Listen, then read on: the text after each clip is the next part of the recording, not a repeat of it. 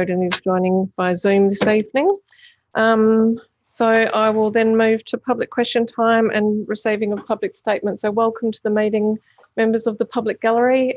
This is an opportunity for you to address council. We do just ask that you state your name, the address that you reside, just the suburb that you reside in, and if you could say the number of the item that you're speaking to. I have had one request joining by Zoom. I have had one request for a deputation this evening, which will follow after. So there's no set order. It's just whoever wishes to come up to the microphone. And just to also let you know that we do now record and stream public question time. So if anyone has an issue with that, please just raise your hand and let me know. Okay, thanks everyone. First speaker, welcome.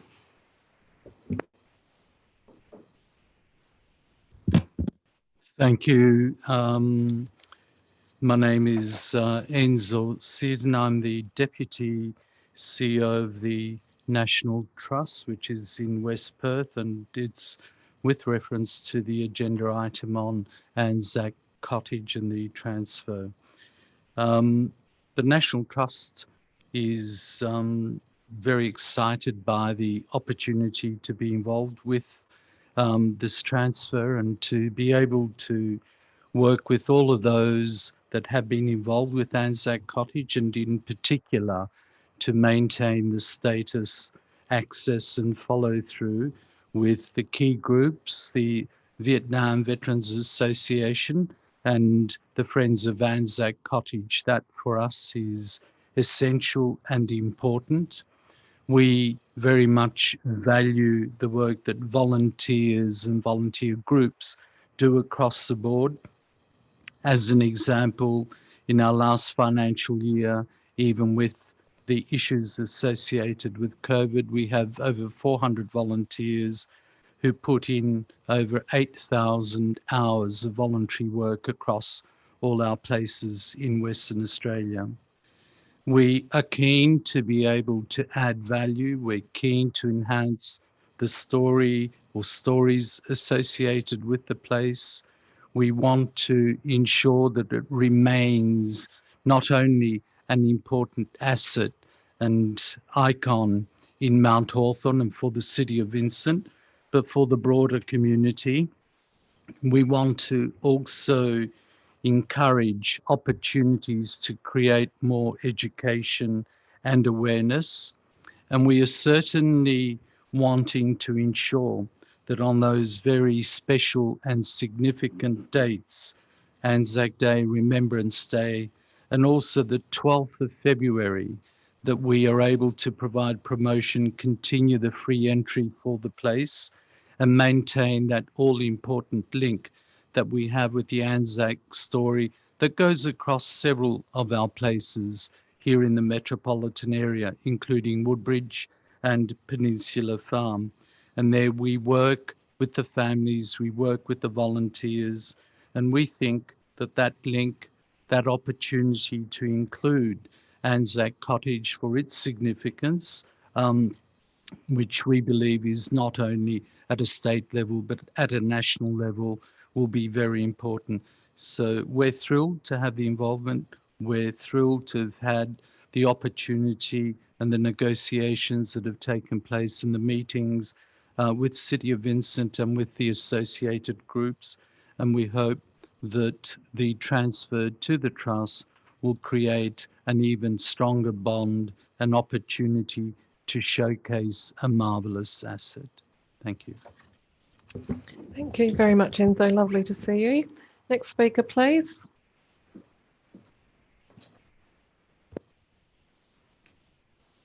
Martin McNiff, Mount Hawthorn, talking about 58 Kilgore Street.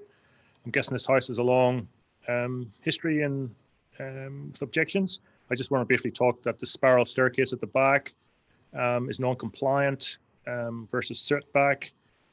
That addition of the stairs is like a death by 1,000 knives in this house. It doesn't really add any value from what we see. It's got a huge impact on all of the overlooking neighbours. Yes, the spiral stairs are potentially not a habitable spot, but the visual impact by these stairs and the potential overlooking is significant. A lot of neighbours' houses have changed around that area since the last submissions, and I would actually invite any of the councillors to drive past 58 Kilgore Street. It's in construction, just to see the size and scale of it from the front. And I invite any councillors that want to come to my house or my neighbour, come and have a look at the potential impact that these stairs will add to that overlooking aspect. So yeah, that's really it. Thank you. Thank you, Martin. Next speaker, please. Hi, my name's Shannon Rutty from North Perth. I'm here relating agenda item 5.3, planning proposal for 2 Deeg Court. I'm here because I believe that my submission to the community consultation was miscategorized in the final DRP report. The person designing and building this respectfully came and spoke to me and took on board things that I said to him and made changes. I then included these in my community consultation with notes in the email that he had agreed to do that, just so that it was captured as part of the process. And then I saw them in the agenda as being objections to the build. I did tick the support box, and I also commented on that I support. So I would like the first 2 items under that removed, which are my concerns, but they were addressed by the guy building them. And I also just want to say that the DRP seems to be pushing for a design to maximise the northern aspect of the house.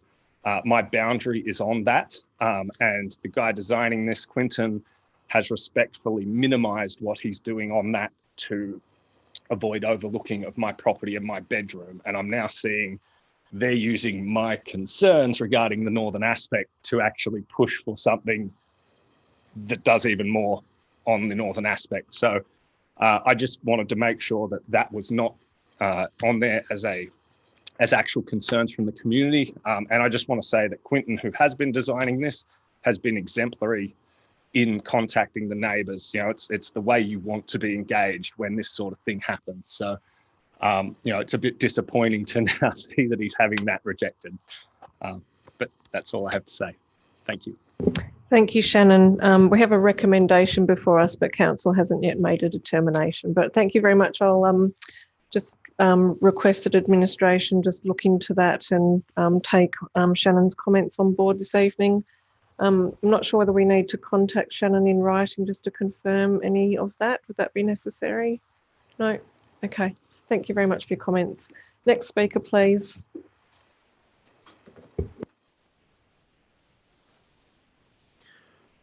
Hello, I'm Peter Castley from West Perth, and I'm speaking in relation to item 5.1, the proposal for 382 Bulwer Street, West Perth. This near original timber and iron home at 382 Bulwer Street, West Perth, has been owned by one of us, then both of us, since 2007. We enjoyed 7 years in it until moving to Melbourne for work in 2013. We kept it. Returning to Perth and this home in 2019, we surveyed its extensive structural deficiencies and termite damage and realised it is beyond economic repair. The time has therefore arrived for us to dismantle the cottage and build a modern, lightweight, energy-efficient home in its place. The old home has sent us on a journey of knowledge and respect. We learned that Albert Duncan built the home in 1906. He left his wife and 3 young girls in the home to serve on the Allied front in Belgium in the Australian 44th Battalion as a mature soldier in 1917. He was a war hero who saved a company of American soldiers. He survived. We have traced his links to the 3 other nearby homes in which he lived until his death in 1938. His story and the story of the home are preserved in two Facebook pages, which can be seen. One is for the 44th Battalion. The other, named Albert Duncan's, was created by us. We've also traced his descendants and had 4 generations of them visit the house together only recently. These people are all excited for us. They see too that the new home does far more than nod respectfully at the old. It bows to it. Like the original home, it will be constructed of modern, lightweight materials on a timber frame. It will be made to fit confidently and intelligently on a parcel of land just 6 metres wide. The new home will also repurpose the original home's metal stove, good timbers and bricks, the latter to be reincorporated into the front wall. The lightweight external panels and walls are the most insulative available. The upper level balcony allows us to appreciate views over Vincent to the City of Perth, and the garage off the laneway at the rear of the property consciously excludes a second vehicle. This is a deliberate decision that will allow for the dedicated parking of 2 bicycles. The house will make and soon store its own electricity. Most importantly, the home delivers on all of the City of Vincent's required metrics for life cycle. We have researched the original cottage's place in the history of the City of Vincent. We believe the new home can confidently and comfortably pass on the baton of the old home as an example of the best livability and design practice in the city. Thank you. Thank you very much, Peter. Next speaker, please.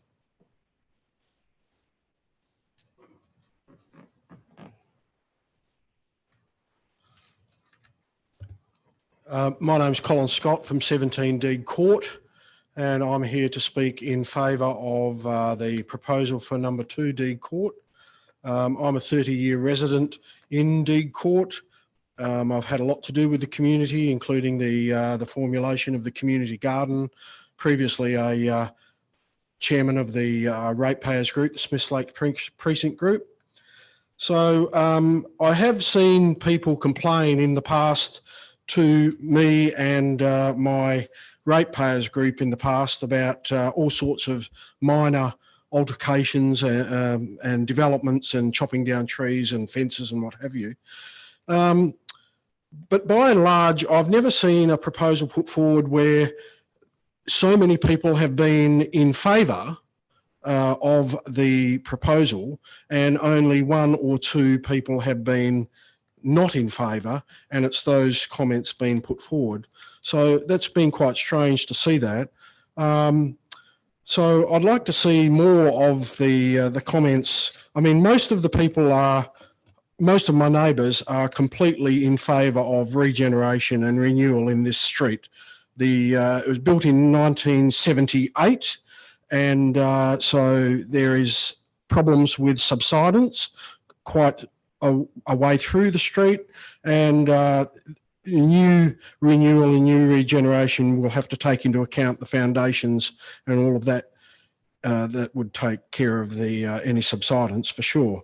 But one of the things that I acknowledge that one of the comments in disagreement was the setback, and the setback has been brought forward from a 6 metre setback to a 3 metre setback. I acknowledge that. However, the definition of the streetscape of the street was in fact uniform until this very council allowed a development to go through for Deed Court, which actually changed the whole streetscape altogether. So if we were talking about the definition of the streetscape and how it should be uniformed to some sort of conformity, this council's allowance to put through a development there in Deed Court, and I won't mention the number of it, but of the street, but that put into motion a complete rejigging of the streetscape anyway, apart from one minor thing, people would say minor, and that is the setback. So I acknowledge the setback has been brought forward on closer to the street, to the curb line. Whether or not this is detrimental, I don't necessarily think so. I think the regeneration and renewal of the street will go ahead anyway, and that seems to be a formula that will be taken on board. One other thing is also a new development further along Deed Court at number 27, which is out of council's hands, because it's a state housing, and it will have 6 metre, 2 6 metre wide blocks have been subdivided there. And I'd be interested to see what that will in fact do to the streetscape, and how council will in fact be forced to adopt the measure of the state government in that regard. So I'm in favour. A lot of my neighbours are in favour of this development proposal. The Battle Axe block design of a driveway going right down the middle is wasted space for such a confined area. Possibly subsidence on that, on the driveway as well. I can see it becoming a real problem down the track. So I'm in favour, more or less, of how it's been proposed at this stage. Thank you. Thanks, Colin. Nice to see you again. Are there any further speakers this evening before we go to our deputation? Thank you. Thank you. I'm Maria Tagliaferri of North Perth. I am speaking in favour of the proposed development at number 2 Deeg Court, North Perth. I'm a long-time resident of North Perth, and also the joint owner of 2 properties for over 30 years in Deeg Court. Number 8 Deeg Court, in which my sister lives, and number 33 Deeg Court, which was the family home. So we've known the Chester family for many, many years, and they're well regarded and they're very community minded. And Quentin has done a beautiful design of his mother's renovated home in Hanover Place, which is just adjacent to Deeg Court. And I fully support his redevelopment of number 2 Deeg Court. Thank you. Thank you, Maria. Are there any further speakers? It has to be said, we don't normally get a queue of people speaking in favour of a development application. It's usually the reverse. So this is very different. Yeah. Okay, I had a deputation. Yes, My Chester. name's Quentin Chester. Yes. A little thing here. You said you're going to speak for 4.5 minutes. Well, I reckon I could do it lower than that. So Okay, we'll time you. See how you go. But I'm just going to change a little the thing. If I could pull up that picture, and I just really want to. I was going to end with this, guys, but I'm going to start with it. If you read the report, it says 6.3 metres, and I'm asking for the property to be brought forward for 3. Now, that's in the report. Can't do much about that. And I just thought, how could I cut through the chaff of what's in that report to really come down to the nuts and bolts of what's going on here? The best way I can describe it is to say my roof is going up. It is not coming forward. My proposal to double the density within the existing building envelope is what I'm proposing. There is no proposal to bring that roof forward. It's certainly going up. It'll get longer at the back, but certainly not coming forward. I think that's the biggest thing about the report that I just really want to clarify. So we'll get kicking off from that. So I'm Quentin Chester, and I'm the applicant for agenda item 5.3. I don't think I'm alone in having concerns that the report in front of you might not represent a fair or balanced consideration of the proposed development against the applicable local planning framework as it should.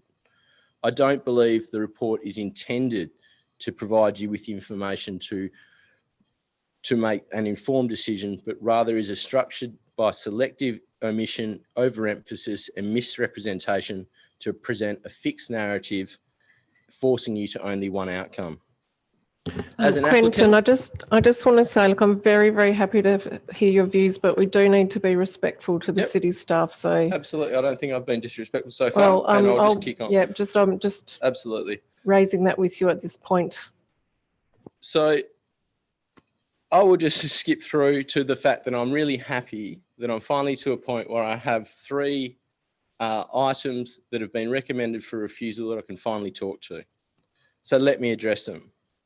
The recommendations for refusal 1, 2 and 3 are all about setbacks and open space. The open space argument in itself only makes sense on a contribution to setback basis, so it's really one and the same. To begin, I have doubts on the methodology used to assess the proposal against the built form policy regarding these items. It doesn't seem to be rather sensibly applied. Furthermore, the city's approach to the assessment based solely on using the built form policy over and above the design principles of the R codes as grounds to refuse the application is inherently flawed.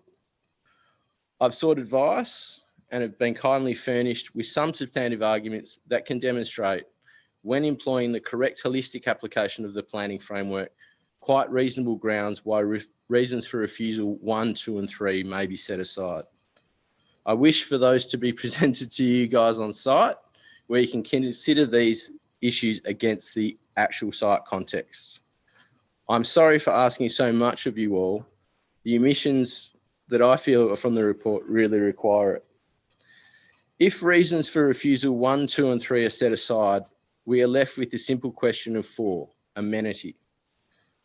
Obviously, amenity is an elusive topic, so I wish to leave it in your capable hands, but I do hope to present to you my very reasonable balanced proposal against its actual site context. And I hope that on top of that, our little community's wishes and future hopes for our enclave are also considered. After which I simply ask for you to consider if my proposal would really have an adverse impact and would not enhance the amenity and character of the existing neighbourhood. That is, of course, up to you guys to decide. I just want to give you that choice. Josh, Susan and Dan, you've already attended site and I really appreciate your time so far. You've really, to be honest, been amazing.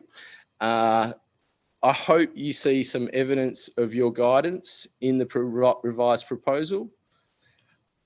Unfortunately, I really ask you if it's possible to come to site again, because when we talked earlier about the issues, they were different. They were about garage dominance. And as I resolve those issues, the focus turned to something that wasn't previously discussed. There will be no rehashing of old ground. So I think your time will be very well used and your skills and experience would be greatly appreciated in considering these new issues. My question is, are the councillors happy to convene on site to consider these issues at their time of convenience? Thanks very much for that, Quentin. As I emailed you today to say I'm very happy to attend on site and I will invite all council members to that meeting, and for those that can't make that time, they can also contact you separately as well. So that would be really much appreciated, guys. I think thanks for your deputation. Thank you. All right, thank you everyone for your comments and feedback. Appreciate you attending the meeting this evening. You're very welcome to stay, but just to give you an idea of what happens from here, the council meeting proper is next Tuesday. That's when we make the decisions, and the purpose of this meeting is for the council members to ask questions of administration, to seek further information, to flag amendments, that kind of thing. You're very welcome to stay. Some people quite like it, others find it terribly boring. So it's very much up to you. But what we will do is we will deal with, and I'm coming to declarations of interest.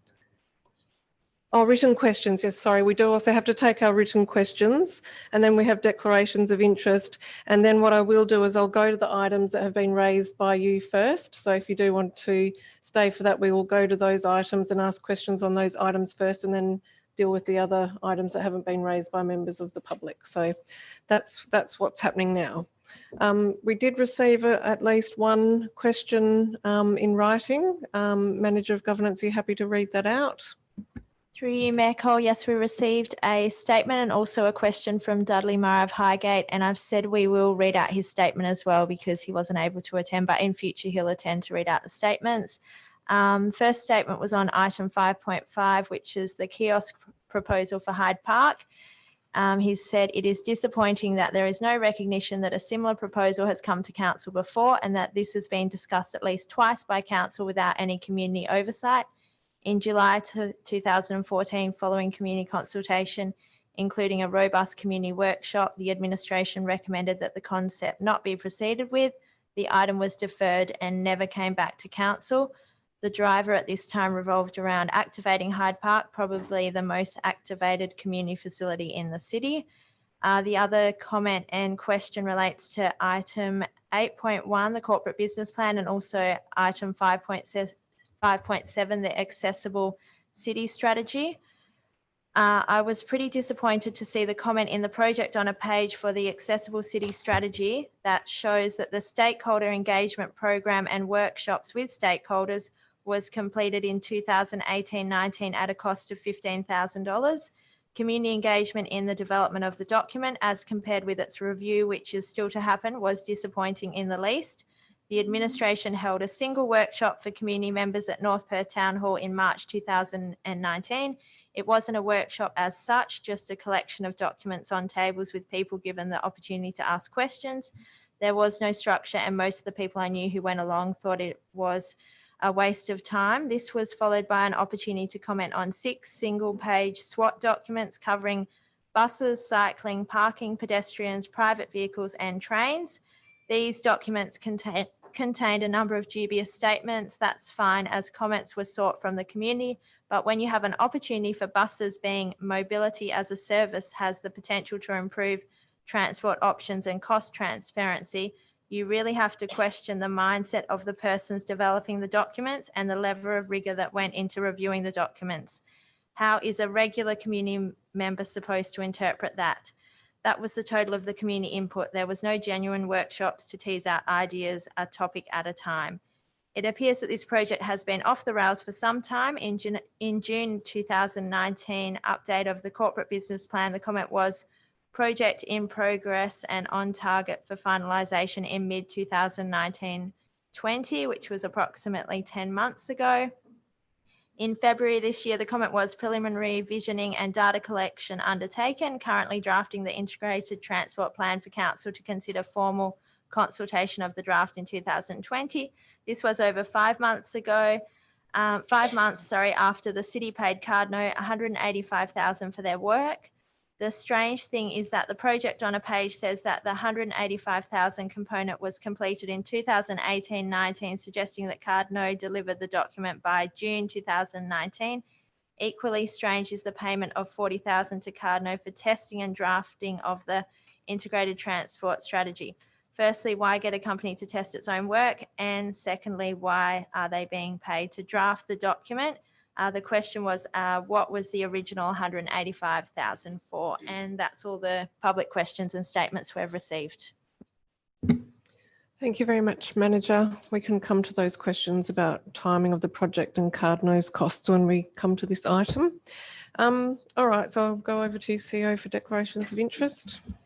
Through you, Mayor Cole, I've received declaration of interest from Councillor Castle in relation to item 12.5 related to Friends of Anzac Cottage, noting that Friends of Anzac Cottage are a client of Councillor Castle's business. Councillor Castle's not seeking approval to participate in the debate or to remain in the chambers or vote on the matter. A declaration of interest from Councillor Toppelberg in relation to item 5.2, number 58 Kalgoorlie Street, Mount Hawthorn. A declaration of interest that Councillor Toppelberg has an existing financial relationship with the project architect who is a party to the application. Councillor Toppelberg is not seeking approval to participate in the debate or to remain in chambers or vote on the matter. And a declaration of interest from Councillor Wallace in relation to item 8.2, request to acquire 6 rights of way. Councillor Wallace notes that he and his partner are owners of 4 Grant Street, Perth, which adjoins the right-of-way between Grant, Lincoln, Beaufort and Bulwer Streets. It's a proximity interest, and Councillor Wallace is not seeking approval to participate in the debate or to remain in chambers or vote on the matter. Thank you very much, CEO. So if we go to the items that were first raised by members of the public gallery this evening, the first item raised was 8.5. which is the transfer of Anzac Cottage, 38 Kalgoorlie Street, Mount Hawthorn to the National Trust of WA. Are there any questions on this item? Councillor Loden, was that your hand up? No? Okay, just scratching. Okay. Anyone? No question? Councillor Wallace? Yeah, I think we just had some feedback from the community regarding use of some of the other properties held by the National Trust as residential accommodation. I understand that the guarantees that the National Trust has made with respect to this cottage, I was just wondering, to what extent they're kind of enforceable, that the use of the cottage is continued as is, and what protections we could put on the title or something like that to, I guess, prohibit its use as accommodation or anything other than what we intend to. Through you, Mayor Cole, the cottage is not currently used for long-term accommodation. If there was a proposal, for instance, for short-term accommodation, because it is a solid structure, that would require a decision from council, or depending on the application, it could be considered under delegation, but it would nearly certainly come to council for approval. I'm going to suggest the manager answers that question because she knows the details.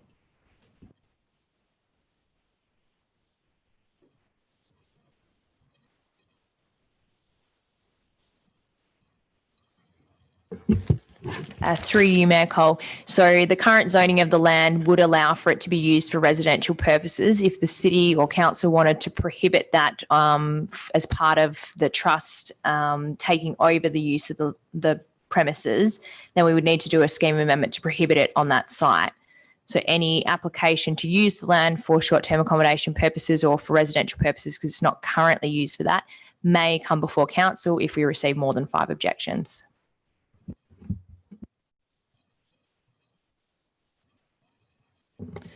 A good question, Councillor Wallace. Could something like that be dealt with through a caveat, or would it have to be dealt with in the scheme? Through you, Mayor Cole, the current scheme, the model scheme text encourages not using caveats as a means of restricting land use or development potential for a site. So it's unlikely that Landgate would support lodging that on the title. The best opportunity to prohibit the use would be through a scheme amendment. Perhaps the report could be updated with some information about if that process was to be put in play, what the use would be that the administration would recommend and what the process would entail, and perhaps some discussion with the National Trust around that too. Councillor Toppelberg. Thank you, Mayor Cole. Am I correct, and I'll ask this of the CEO in the first instance, am I correct that if the transfer proceeds as recommended, that the city would have no role at all in the management or with anything to do with the cottage? So 100% of the responsibility would lie with the National Trust, is that correct? Through you, Mayor Cole, yes. The only exception to that would be that we would continue to work with the Trust and the community groups on community events and school visits and help promote those public events, but there wouldn't be any direct management by the city of the building. All those arrangements would just help promoting community access and events to the broader community. Okay, and in the event that there was to be any dispute that would arise either between users or interest groups, either amongst themselves or with the trust, what role could or would the city have in any dispute resolution? Through you, Mayor Cole, that would be not formalised as is the current arrangement through an MOU, but that would be something that we would be willing to entertain, and a role that we'd perform for any community group or group of community groups who may seek our assistance. Can I request that that we speak with the National Trust and see whether they would consider some form of community reference group with the city having a position on that group? It doesn't have to meet regularly or otherwise, but whether they would be amenable to there being a reference group that at least allowed the city to be on the management, separate to the management of the cottage, but to be able to have a continued role in the, I suppose, the operation or the interest of the cottage in the community. Through you, Mayor Cole, we can raise that with the National Trust, and that that day-to-day interaction would probably be performed through our local history centre, who have that ongoing relationship with the groups for the promotion of events and community access to the cottage currently. Councillors? Yes, I just wanted to ask CEO if it's possible when it talks about the financial implications in the report, and it just says that the city will no longer have maintenance costs, but in terms of actually releasing an asset, etc., could we have a little bit more detail about what the annual maintenance costs were, etc., and what know what the cost is by relinquishing an asset. I think that would be helpful to document. I also wondered if there could be some information about the structural report that was undertaken. And just, I think one of the original requests from the trust was that that we may split any maintenance costs 50-50 in the future, but I think there was an undertaking to go back to the trust to say that that wouldn't be the case once a transfer had been post-transfer. So I just think it would be something that should be written into the body of the report just to confirm that. Through you, Mayor Cole, yes, we can update the report to reflect those discussions. Thank you very much. Any further questions on Anzac Cottage transfer? Okay, thank you.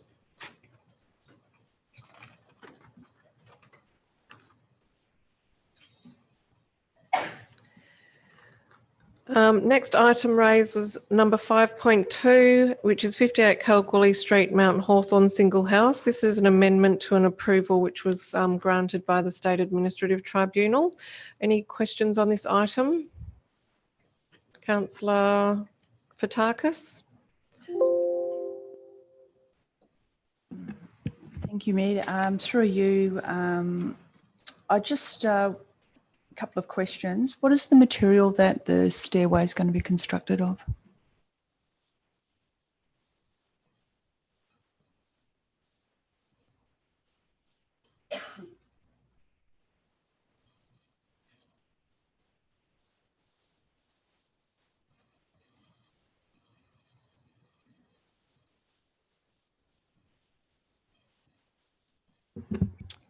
Through you, Mayor Cole. I believe it's a concrete type structure, not concrete, but like a rendered curved material around a metal staircase. But I can confirm that in the briefing notes. Thank you. And is there, considering that it's constructed out of metal, is there additional consideration given to the noise that's generated from metal staircases? Through you, Mayor Cole. No, there's no additional requirements. There's still, the use of the site is still subject to the noise regulations as would apply to any use of any of the areas on the site. We will confirm in the briefing notes if the steps are actually metal. Can you also confirm whether we would be in a position to require any additional sort of noise attenuation depending on the material, if you can get some clarification if that turns out to be constructed of metal?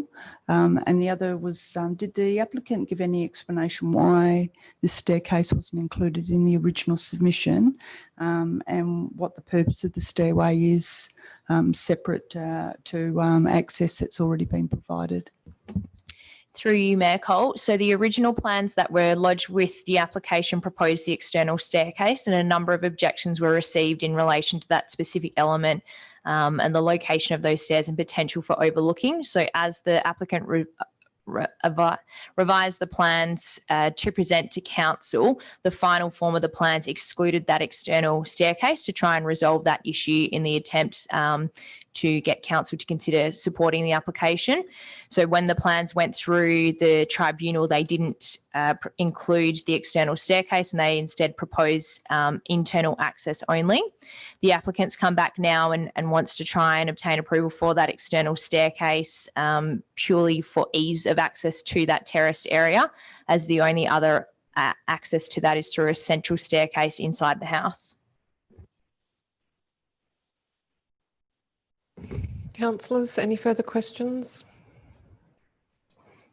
I was going to ask the same question, Councillor Fotakis. Thank you for that on the access issue and why come back now for the staircase.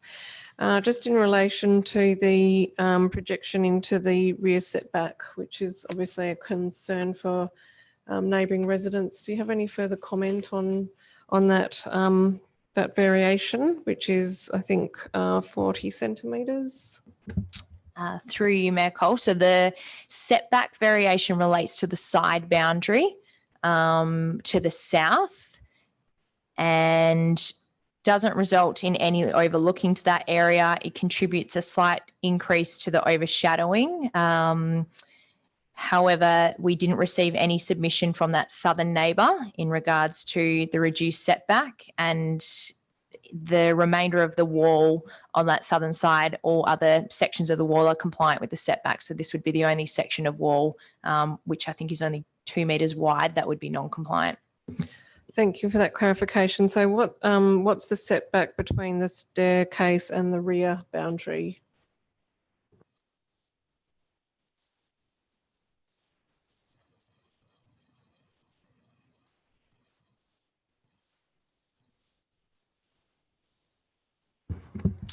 Through you, Mayor Cole, we'll confirm that in the briefing notes.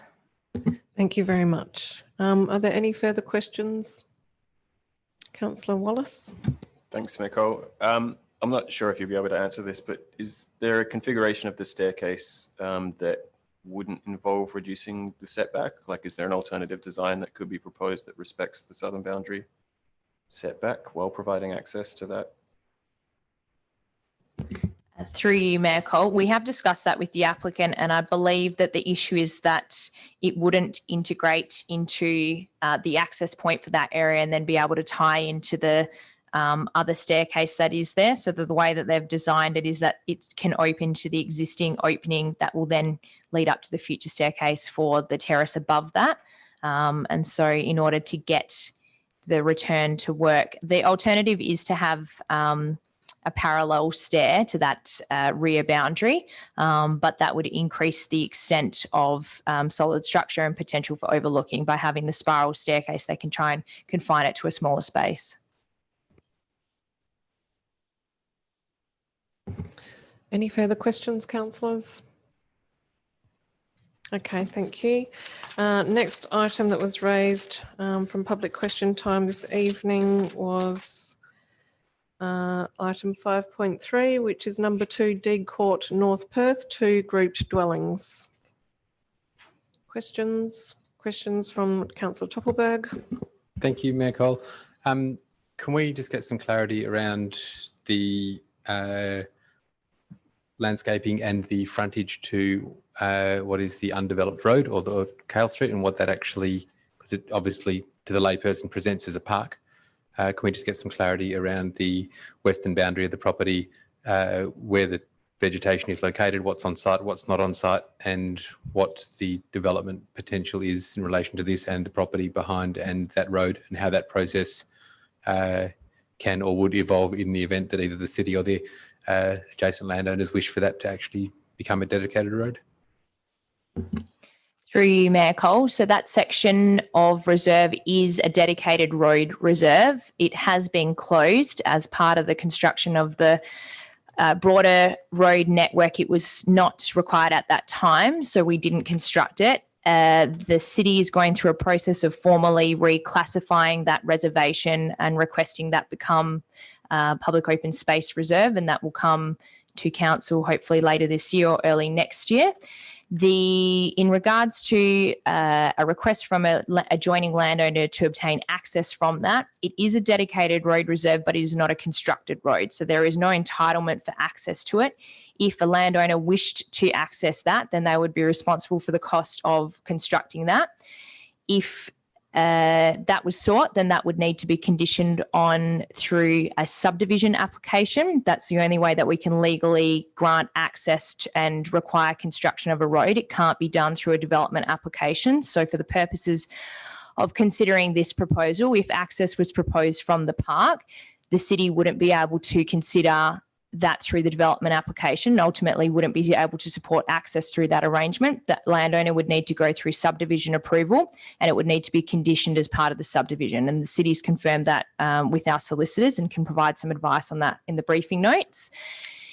If the city or the applicant wanted to pursue the construction of that road, presuming they were able to obtain subdivision approval and that was conditioned on the subdivision approval, then it would need to go through some kind of public notification process to indicate that we were intending to construct that road, and it would require detailed design to be approved by the city's engineer and constructed to the city's engineering specifications.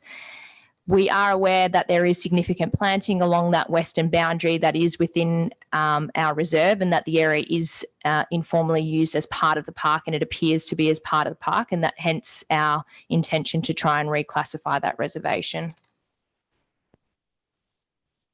Thank you. Just a further question. So there's been quite a bit of talk in the report, and obviously in the applicant's submission in relation to the presentation to the street. So setback calculations aside, it's clear from the report, well, perhaps you can confirm that the officer assessment is that the presentation to the street is not a desirable outcome.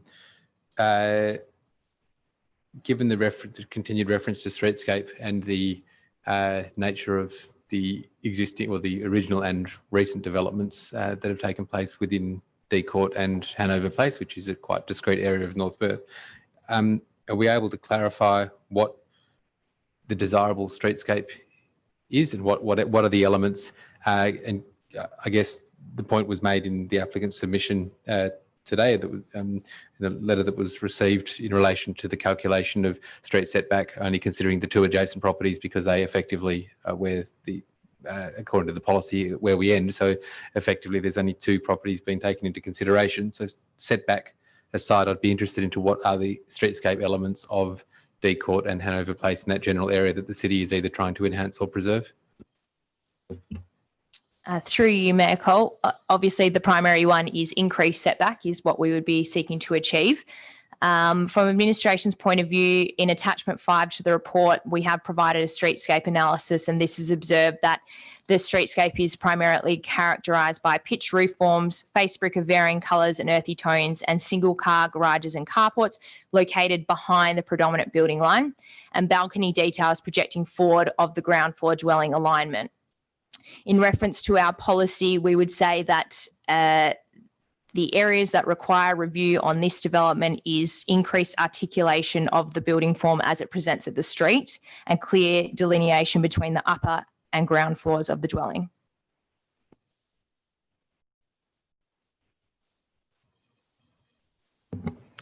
Councillors?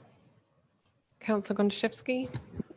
Thank you. Just in relation to the setback, so it's confirmed that the proposed setback of the new dwellings is what is currently in place for the existing dwelling on the street. So from recognising that what's there currently is a single story development, and what is being proposed is 2 stories, so it would have a different impact in terms of bulk, but the actual setback line is the same.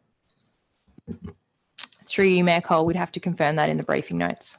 That'd be very useful, I think. And could I just get some advice in relation to the designation of, I appreciate that it's not a constructed road, but the applicant has made statements in relation to the presentation to the park as being something that has been considered in the development of the design. And that the presentation to D Court is, I guess, at least for one of them, perhaps potentially a secondary consideration. How I presume the primary street is assessed as D Court because the address is D Court, but is there anything around the presentation to the side boundary that would be considered in relation to the multiple street frontages? So the arcades, through you, Mayor Cole, the arcades do contemplate dwellings being orientated towards the secondary street. However, the definition of a secondary street refers to road, and a road is defined as a constructed road under the Road Transport Act. So there is no provisions for development to orientate in this specific circumstances, and so that hasn't been taken into consideration.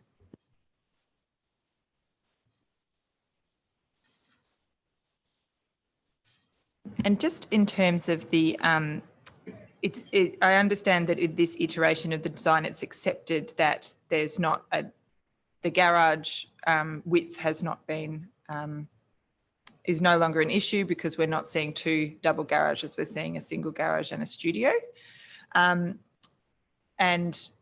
whether it is considered that amendments to the materiality of either the garage door or studio frontages would assist in that articulation and delineation between the first floor. Because I understand there's now some glass and a garage door, etc. Is it a matter of materiality in that regard, or is it really that you're saying a door and a wall and not much else? Through you, Mayor Cole, I would say it's less about the materiality and more about the form and the fact that there is no break in that articulation of that front. And while it's clear that there is a glass section and there is a solid section that presumably when constructed would appear more as a sectional door, there is no physical break in that section of wall, and that is contributing towards the bulk of that being within the street setback. Thank you. Nothing further from me. Councillors, Councillor Loden. Thank you. Excuse me. Thank you, Mayor. I guess because this is a refusal, I'd be interested to see how administration would address this development if there was a recommendation for approval. So, and I know it takes a bit of time to put that together. So if council is to consider a potential for approval, is it possible to get a draft of what that would look like for consideration? Through you, Mayor Cole, yes, we can provide a recommendation for approval and conditions as part of the briefing notes as an alternate. Councillors, Councillor Toppelberg. Sorry, just leaving the open space aside, I'm just seeking some clarity between the difference for the proposed reasons for refusal 1 and 3. So 3, whilst it refers to the setback, further to the response to Councillor Gontaszewski's question, reason number 3 is primarily referring to that the perceived bulk because of the design and the fact that it sits within what is deemed to be the street setback according to the policy. Is that correct? Through you, Mayor Cole, there is a specific provision that requires the garage to be 500 mil behind the dwelling line, and that hasn't been satisfied. So that's why that's forming part as its own separate reason for refusal. Okay, so I'll ask in another way. If council was satisfied that the design principles had been met in terms of the street setback and the open space, and you're left with reasons 3 and 4, are they strong enough reasons to refuse the application? Through you, Mayor Cole. I guess from administration's point of view, our view would be that at present, the current design doesn't satisfy the design principle. So it would be open to council should you wish to vary the policy requirements and accept that setback as being acceptable to meet the design principles.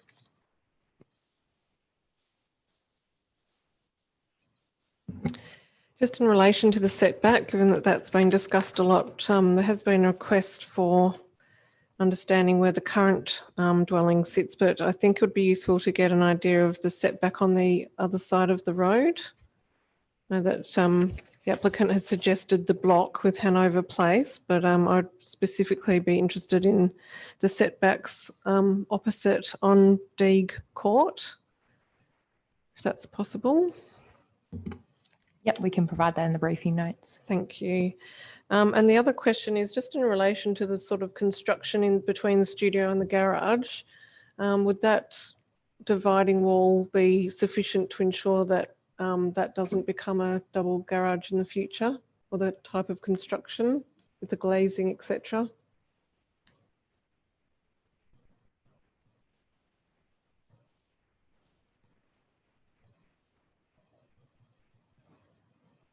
Happy for you to take that one on notice. I know that's a bit detailed. Through you, Mayor Cole, yeah, we can try and provide some advice in the briefing notes. Thank you very much. Any further questions on this development application? Okay, thank you.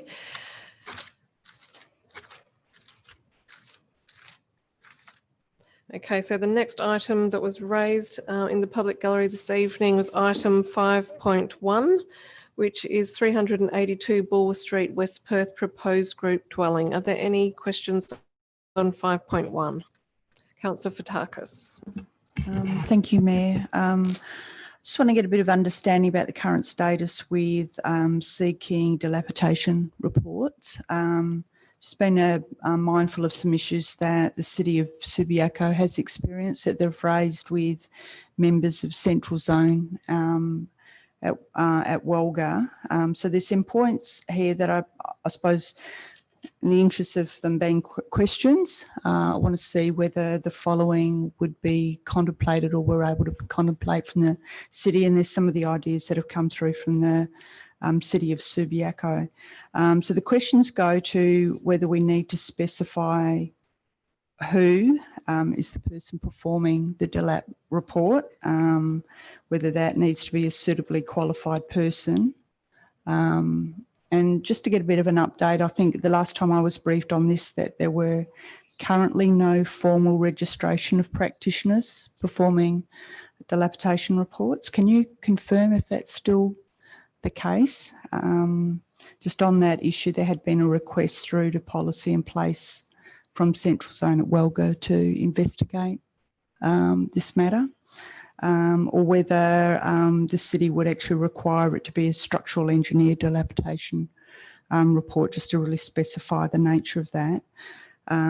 Whether we need to confirm who pays. I know that in the notes it's been accepted from the applicant that it pays, but I suppose from my other hat in dealing with property, we always specified who is the responsible paying partner. And the other issues, there's a couple of issues that have come up through from Subiaco of specifying exactly what the dilapidation report should show and whether that needs to be reflected in the notes or the comments, whether it's internal, external, whether it includes any ancillary buildings as well. I know that there was a specific reference through to the grouting work. Just as a point, the City of Subiaco refers to reports needing to be prepared in accordance with the Australian standards, which refer to the building inspections. So whether, question is whether we would consider that sort of coverage as well, and that provides sort of some perfections as to the standards of how that report should look and feel. And the other consideration is whether whether you would consider whether we need to specify the use of a calibration gauge. And this has only really come about from the City of Subiaco having disputes with regards to the extent of the damage and the reports being done on a visual basis and there being no sort of calibration measurements being done.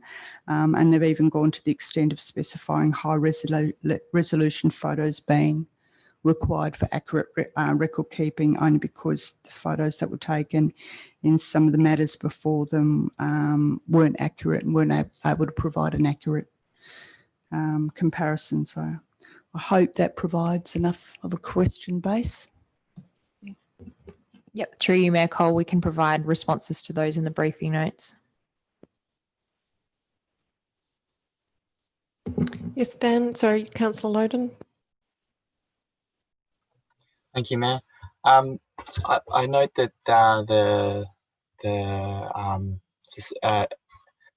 get my words together. The environmental assessment shows a 75% reduction in global warming potential from the report, but of that, 51% is the reduction achieved by the 6.6 kilowatt solar array. But as far as I can tell, there doesn't appear to be any solar arrays shown on the plan. Is that correct? Through you, Mayor Cole. Yeah, I believe the life cycle assessment report was based on possible inclusions in the development, but hasn't actually been shown on the plans. And I think the applicant has indicated that it's something that they would contemplate. So if they did not install the 6.6 kilowatts of solar panels, would it meet the requirements of the our ES oh God, I'm struggling with my words today. Environmentally sustainable design principles. Through you, Mayor Cole, yes, we believe that the other design measures that have been suggested and the dwelling design in itself with the materials proposed would still satisfy the local housing objectives of the ESD requirements of the built form policy. Even though it wouldn't achieve the 50% reduction target?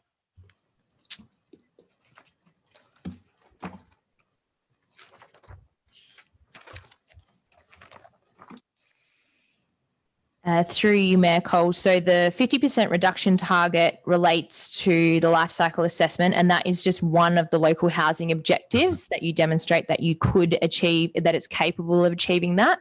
In the absence of that, then it's still able to achieve the other 5 local housing objectives.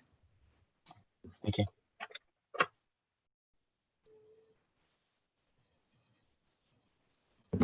Anything further on this item, council members? Okay, thank you.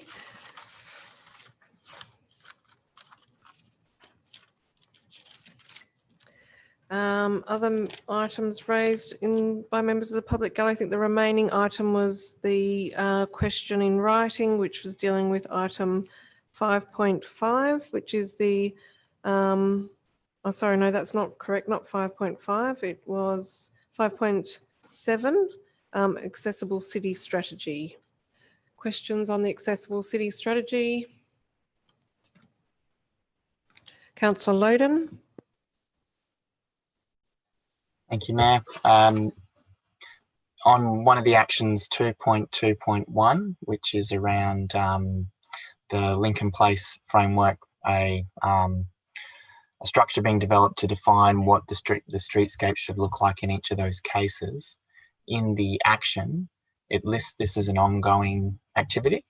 But it would seem more logical that there would be a specific time frame in when the guidelines would be developed by, and then action 4.1.4 would be the ongoing rollout of those guidelines across the city as we work through the various streetscapes.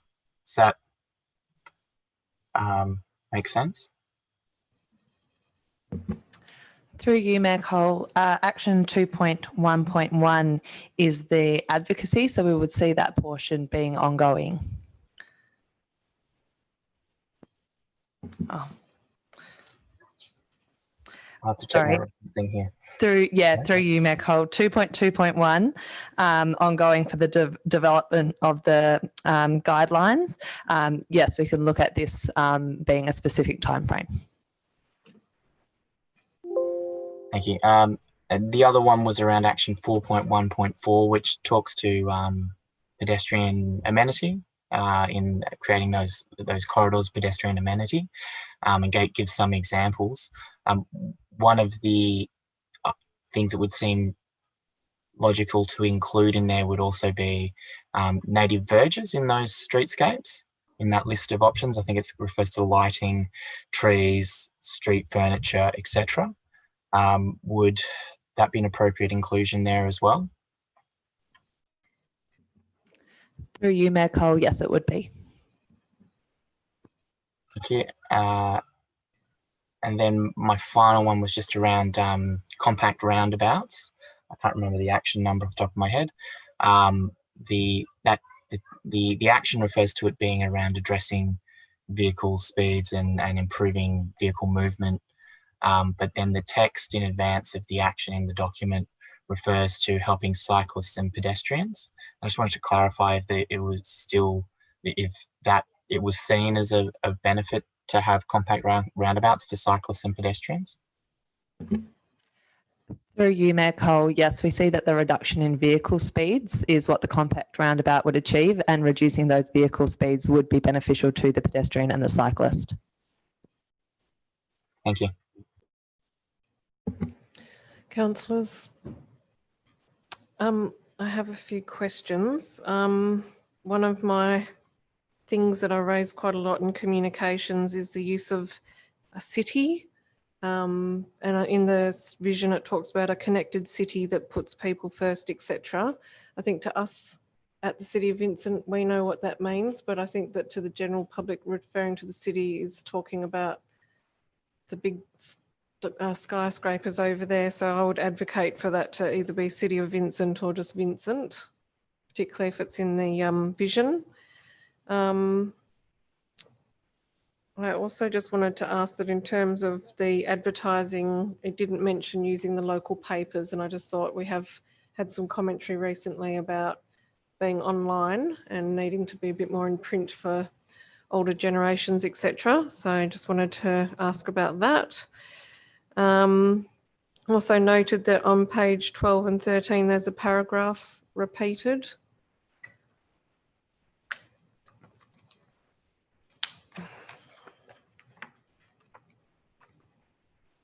It's quite a good paragraph. I thought it was potentially worthy of emphasising. It does say the provision of private and public parking is significantly greater than the demand for car parking, but it may not necessarily be located in the right areas. Also just wanted to raise action 2.1.1, which has a big emphasis on additional bus priority infrastructure. And just wanted to question why administration hasn't included other public transport such as light rail, tram, etc. Previously, the position of the council had been to support light rail on Fitzgerald Street, and there have been issues raised about the impact that bus priority infrastructure can have in town centres. So I just thought that it was interesting to note that I guess the question is the strategy intended to be aspirational? And could we see a position where once the state government finishes sort of rolling out the Ellenbrook line and some of the other Metronet projects, that they might actually turn their minds to inner city transport, and we might see things like rail, trackless trams back on the agenda? And whilst that might not seem a reality right now, should we not be advocating for that rather than just buses? I'd be interested in administration's view on that, because I'll otherwise probably flag an amendment around that. I also just wanted to flag a couple of things around parking. Action 3.3.4, investigate pricing mechanism for residential parking permits. I just wanted to flag that I will probably bring forward an amendment to remove that action. And in relation to limiting roadside residential parking, potentially as part of that amendment may seek to add the word investigate. I also just wanted to ask a question around the costing of the strategy, particularly when you consider actions such as 4.1.2, which talks about safe, active streets geometry. We all know how much asphalt costs, and one speed hump usually is at least $7,000. We know the price of safe, active streets. So I'm just wondering about whether the consideration of cost has been taken into consideration, because that, I think that action talks about safe, active street geometry on all residential roads. Might be not quite, that's my recollection, but I just wanted to ask the question about costing. And I think it's also worth including some commentary in response to Mr. Meyer's questions around the costing and payments to Cardno, given my understanding was that a large portion of that was actually for parking surveys, and also the timing of the project. I think they're valid questions, and it would be useful to include some information on both of those matters in the report to council if you'd be happy to oblige.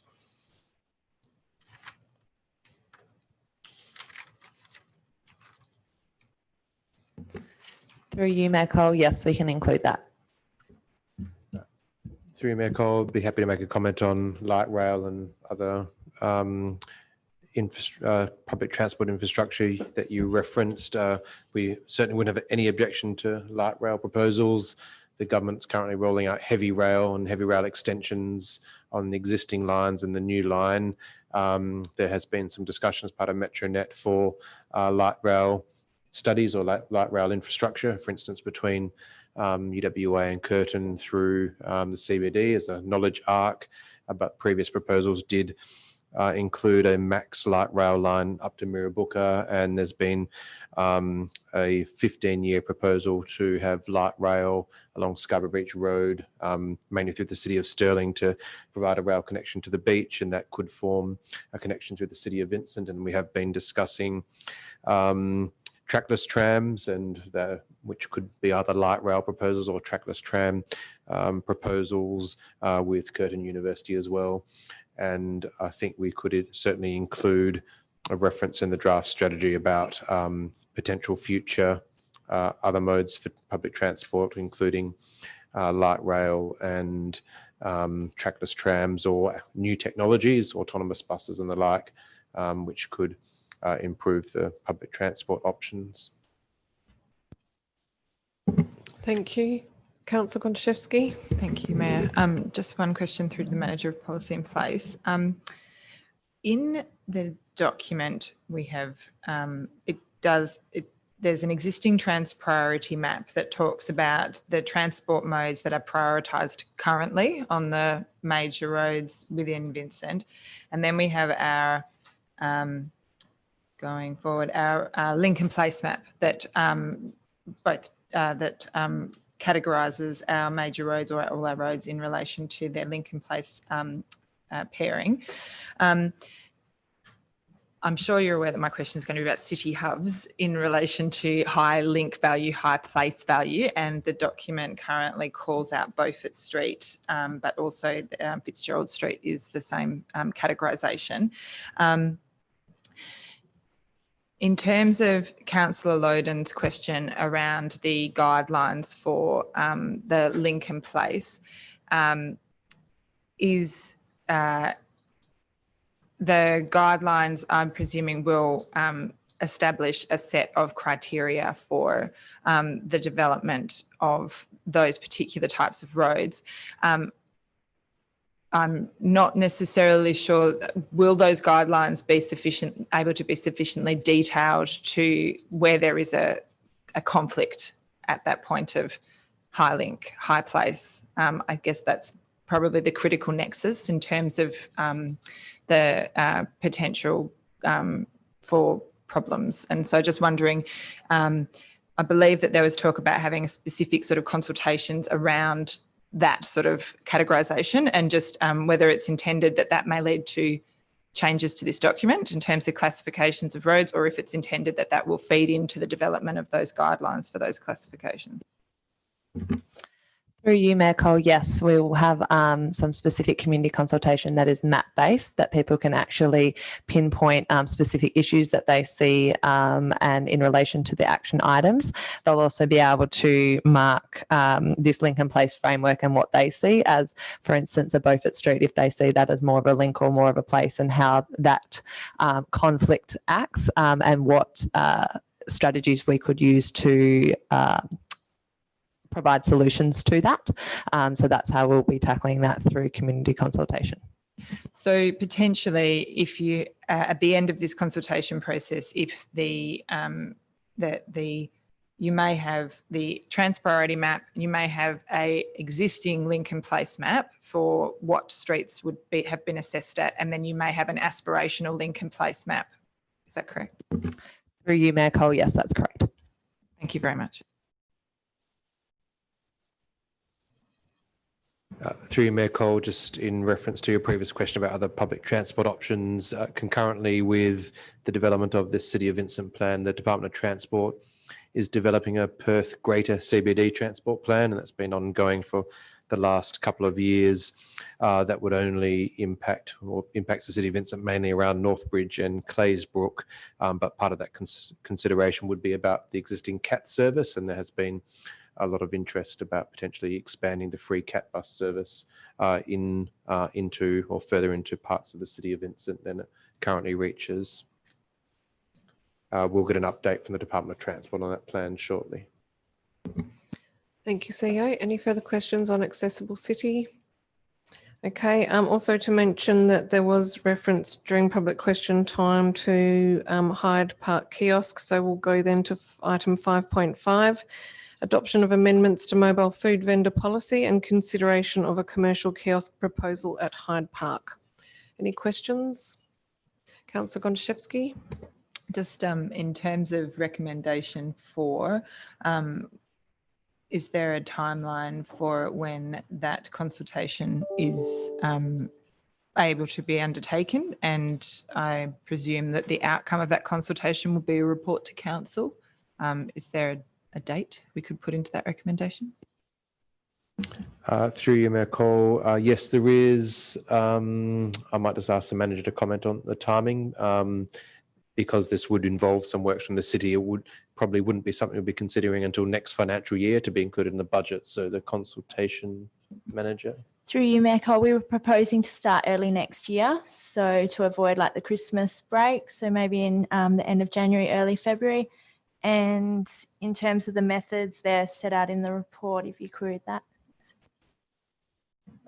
Through you, Mayor Cole, so we could note those dates in recommendation 4. I guess the key timing would be if there was some proposal which involved expenditure on the city side, that would be in time for annual budget consideration. So March or April would provide sufficient time for council to include that in any future capital works for next financial year. Okay, well, I guess I would foreshadow an amendment to include the words by, and a report to council by April 2021 on the outcomes of consultation for next week. Thank you. Councillor Fotakis. Thank you, Mayor. Through you, I just want to get clarification that will there be any additional opportunities to comment on the consultation methodology used in the absence of a policy? I did want to actually be a little bit more specific about making sure that we did involve stakeholders and, community groups, regular play groups that use that park. So it's not just those that use it, I suppose, on a larger scale. People that book the park as well, if we have regular photographers or wedding groups and those that we know that regularly utilise that park as well, I'd be interested to get their involvement. And this might be a really good opportunity for us to use those eco signs to publicise it as well. Through you, Mayor Cole, yes, we can add those groups as well to make sure we consult with them. We are proposing a sign on site, but we can also look at using the eco signs. Councillor Toppelberg. Thank you, Mayor Cole.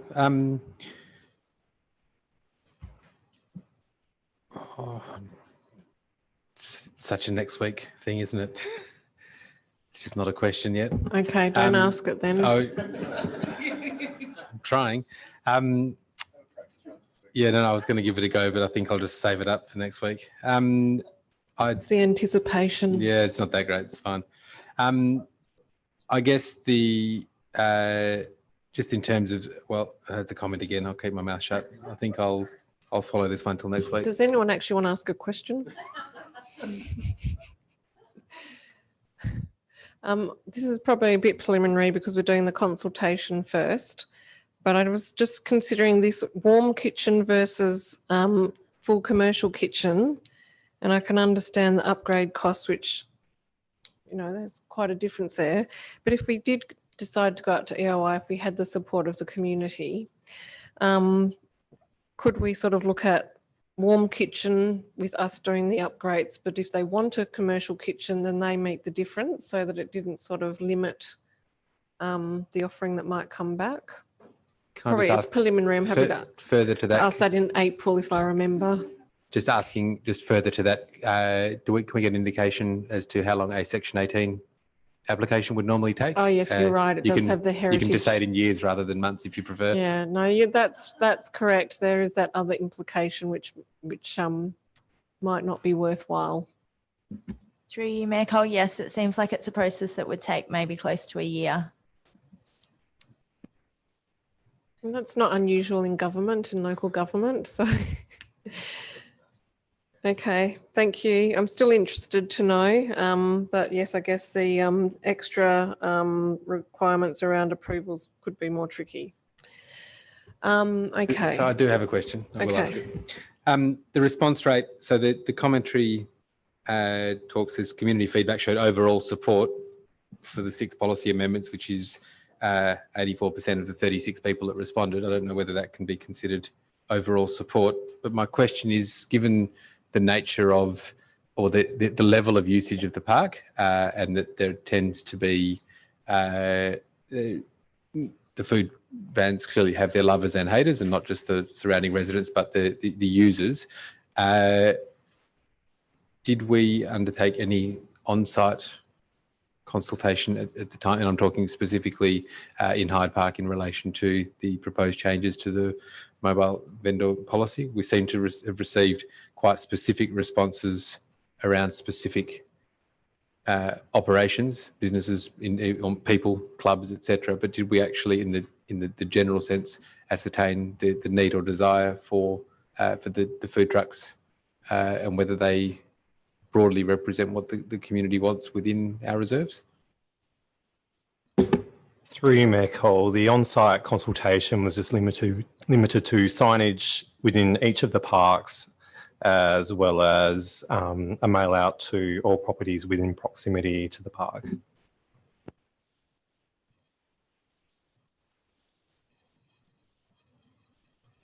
Okay, any further questions on this item? No, I think that concludes items raised by members of the public this evening. So we'll go back and address the items we haven't already dealt with. So we're going back to 5.4, Public Health Plan 2020 to 25, outcome of public consultation. Are there any questions? Councillor Hallett. I have a few and happy for these to be taken on notice. And the first one might actually not be for the acting executive director, possibly planning instead. There was a community submission that asked about secondary smoke in apartment buildings, and just wondering what options exist for the city to support apartment dwellers or strata companies to make changes in that area. Through you, Mayor Cole, will answer that question in the briefing notes. There was a few community submissions referring to concerns about the cost to ratepayers of these initiatives and having a public health plan. Do we have any information regarding financial support from the state government in requiring local governments to develop and implement public health plans? Through you, Mayor Cole, the state government, to my knowledge, has not committed to direct funds to local governments for public health planning.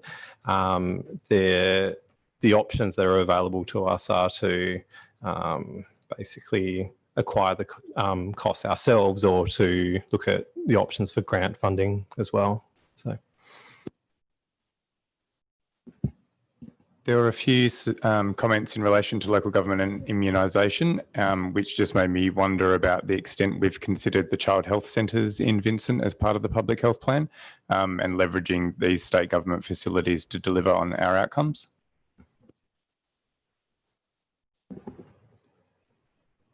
Sorry, through you, Mayor Cole, just to clarify, what's the question? I'm just wondering about the role of the child health centres that we have in Vincent and what they could contribute to the public health plan. Great. Through you, Mayor Cole, there are deliverables within the public health plan relating to immunisation. Perhaps I can answer that specific question within the briefing notes as to how that will be met through those deliverables. And just lastly, there were a few comments about the mention of social determinants in the start of the report, but some were not convinced that there was as clear a link back to those in the actions. Does administration consider there might be some opportunities still that remain to do this more explicitly than perhaps the plan currently does? For example, linking to our affordable housing strategy, which I believe was written in 2008. Or more explicitly to economic recovery and support for local employment? Through you, Mayor Cole, when we're developing the plan, we have to cross-reference it to the state public health plan and a few other outcomes. So we do mention the social determinants of health, and perhaps as we develop each of the deliverables within the plan and provide an evaluation to council, we can actually include evaluation against the social determinants of health, and as if requested, provide dialogue on certain deliverables or certain determinants within the social determinants.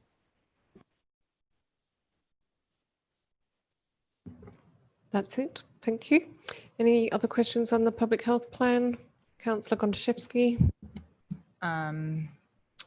Just in relation to the action around the development of a healthy eating framework, just wondering if this work has potentially been done elsewhere and whether perhaps the action should be to, and I'd, pick one and implement it as opposed to developing a framework from the ground up.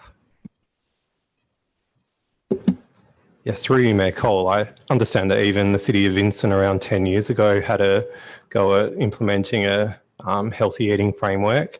I guess the first step as part of that would be to investigate what healthy eating frameworks have been implemented by other local governments, and also what works and what doesn't work, and that can be part of the development of it. So if there are ones out there that work really well, then the development of it might be fairly simple. And just in relation to the policy repeal, just some questions in relation to the safe needle syringe collection and disposal strategy. What does the city currently do with needle and syringe disposal bins in relation to ensuring that we have adequate provision of them, and identifying trends in relation to where new facilities may be needed? Yeah, through you, Mayor Cole, all requests for syringe pickups are collected within our customer management system, so we are able to extract that data. I guess in terms of what that policy is, and I would probably say it's more of a procedure, is that we do manage it through a procurement process to look at where those hotspots are and where bins can be provided, so that contract is up for renewal. I don't know how often, but it is up for renewal and can be managed through that. I would agree with your assessment in relation to it not actually being a policy, but I guess I have a question in relation to a policy position. So what you said is that currently we would identify like that we don't currently have a position or a procedure or anything that says that, for example, City of Vincent public toilet facilities will have sharps disposal facilities in situ, that would indicate that when we put in new toilet facilities, we would always, sometimes under certain conditions, ensure that people had adequate ability to dispose of sharps safely in those facilities? Through you, Mayor Cole, perhaps a option for managing that is to consider those safety risks within the public health plan itself as a deliverable. I wouldn't necessarily agree to a prescriptive approach that it must be located in certain locations. I think that we would expect that us in administration would do a risk assessment and identify where the need is greatest and where the safety of community can be protected. I guess I'm just more thinking about, the public position in relation to things that can sometimes be considered contentious issues, but from a public health perspective are a no-brainer. That's not a question. But yes, thank you for that. Could I ask in the briefing notes, I'm happy, where we have identified that the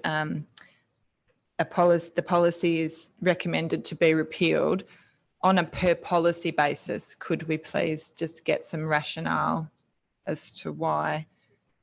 Oh, there. Oh, why don't I have that? I'm on 193. Thank you. Oh, and just on the fireplace one. So my question was, where is the fireplace policy replicated? But maybe I'm not getting it. Yeah, through you, Mayor Cole, my understanding is that the fireplace policy is almost a rewrite of legislation, which is actually currently under review as part of the Public Health Act. So it could change. So we can rely on state government legislation for that one. Okay, thank you for that. And then one more question. Oh, sorry. Just one more question in relation to the governance framework and amending it to include public health assessment in the council reporting template for briefings and meetings. Is that part of what would happen after this? And if not, then perhaps we could put in an additional point in our adoption of the plan so that the subsequent action was to amend the framework so that we had that as a line item as to something that needs to be included in our assessments. Yeah, through you, Mayor Cole, we've addressed that specifically within the report to link in with deliverable 1.1, which is to incorporate public health, wellbeing and health equity principles and priorities into city policies, plans, reports, programs and activities. Within the actual report itself, we've suggested that we can work on embedding public health implications in council report templates within the next financial year. My apologies. Councillor Toppelberg and then Councillor Castle. Just a smoking question. Well, it's a policy question. Where does the strategy sit in terms of policy and decision making? So, for example, there was a submission that was quite detailed in relation to the Rosemount Hotel.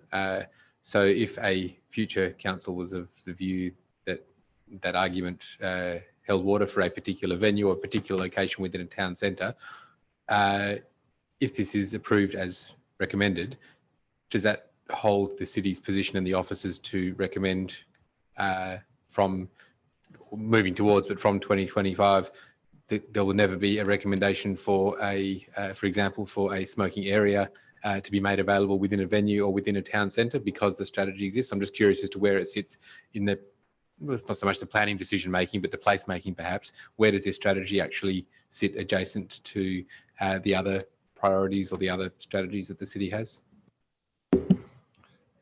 That's a great question, and through you, Mayor Cole, that submission on the Rosemount Hotel was made by a resident who I think frequents the hotel. What I would say... we'll just also point out, I was also contacted by somebody who is the operator of a much smaller licensed venue who said that they felt this would be extremely detrimental to their current business. They're a non-smoker, they don't advocate for it, but they believe that it's a significant makeup of their current customer base, and that whilst it's legal, it may have, whilst it remains legal, they didn't believe it was the city's place to step into that space. But I guess I'm just asking, those are arguments that can be made in other forums. Where does this strategy, where will this actually sit in terms of that decision-making framework? What I would say is that the sphere of influence in this room really covers public land. Private land is really covered under the Tobacco Products Control Act. And so long as they're allowed to have designated smoking areas on private land, we cannot implement something that goes against state government legislation. So our sphere of influence is really footpaths and roads and public spaces within town centres. So I think that those sorts of arguments may come up as potentially, who knows in the future, what changes could be proposed in the Tobacco Products Control Act, and that's really where that would happen. Thank you, Mayor Cole. Just a really quick one around smoking. One of the comments raised that we're referring to our target of smoke-free town centres but haven't defined town centres in the document. I'm just wondering whether you think that would be useful to import that definition that we have that exists in other documents into this document somewhere, just to make that clearer. or whether that's something that would sit within the implementation process that will come. Through you, Mayor Cole, I prefer for that to sit within the implementation process. We've been in some really great discussions with other local governments, for example, like the City of Hobart and City of Melbourne, and looked at how they've delineated boundaries. So I think there'll be a really good opportunity to learn from that and to examine what's best for Vincent. And also we had discussed that issue earlier about whether this is a town centre in accordance with our scheme, which is quite a large area. And the idea was that this was more of a sort of reasonable person understanding of a town centre rather than a definition in a scheme. So we will probably need to work through that. And I guess the question is that eventually there will be a definition that can be accessed by public to say where the line ends. Any further questions on the public health plan? Councillor Wallace. Thanks, Nicole. We just had there was one comment around vaping. So back to smoking again. The administration's response was the evidence on vaping is being assessed by the city as health-based organisations include vaping within the definition of smoking. I was just wondering kind of like what the evidence is that's being assessed, how the results of the assessment will be incorporated into the plan. Yeah, through you, Mayor Cole, that's a great question. And I know that came up when the draft plan came to the August OMC round. And just to clarify, I did answer a question around it, but then I found out that there's a few sort of challenges around the Tobacco Products Control Act around vaping, in that the actual act of vaping is not being deemed illegal, but the sale of products around vaping have been deemed illegal and they're considered tobacco control products. What I would say is that there are two aspects here in the vaping debate. First of all, the target really is looking at, one of the aspects of the target is to look at the harm to the public, the sort of standard that we're setting for our town centres and public streets, and it's not a safe product to use.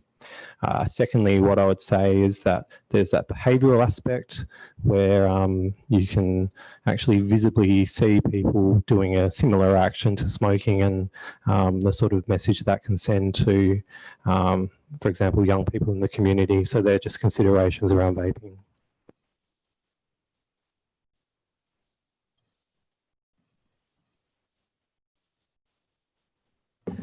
Does Councillor Fotakis?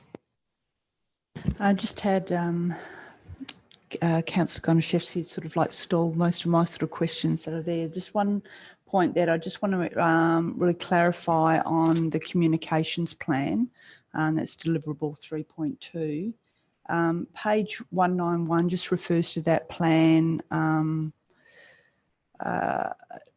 addressing priority health topics for the city, but the table that's on page 19 of the document really only refers to two long-term health outcomes, and that's promoting screening and immunisation. So I think that, you know, from my sort of perspective on really what our priority health topics there, might be value in expanding that as well.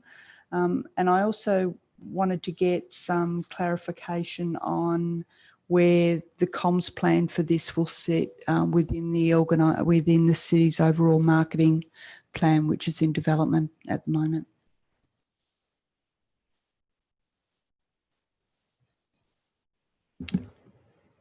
Through you, Mayor Cole, I believe public health communication should really cover all of the priority health topics. I'll just review the document, and that's certainly what the intent of the document should be.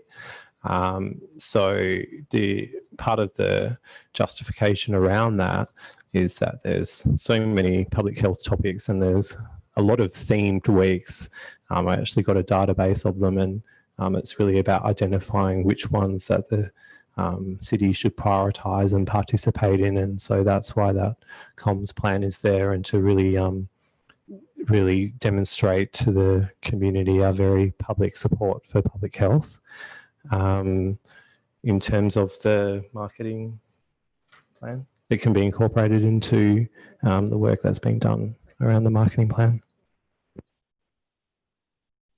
Maybe that might be consideration of something that council can assist on, and being able to dig deeper on some of those. The other question was just on the public awareness campaign. I know that's not coming up for the next year, but had there been consideration given to costs and how that will be addressed in the budget? Just to clarify, is that for smoke-free town centres? Yes, through you, Mayor Cole, we have just provided an estimation at this point, which I believe is an additional $25,000 for 2 years in a row. It is just an estimate. And as we scope out the implementation of this piece of work, we can present perhaps amended costings to council and look at what the final cost could be. Time to move on? No? Just 17 items to go after this one. Sorry. Go ahead, Councillor Wallace. Don't want to discourage the robust questions. Thought about it. Sorry, Mike. You often refer to the Tobacco Control Act and how vaping and smoking are classified similarly under it. Is it correct, though, that I guess if we're proposing measures that go beyond the Act and at a local level, that we can make our own distinction between smoking and vaping with what we want to control? Yeah, through you, Mayor Cole, that's something that I've thought about and would require consideration. I do sometimes have a little bit of hesitance if we create rules or situations that aren't in line with state government legislation. So that's something to consider.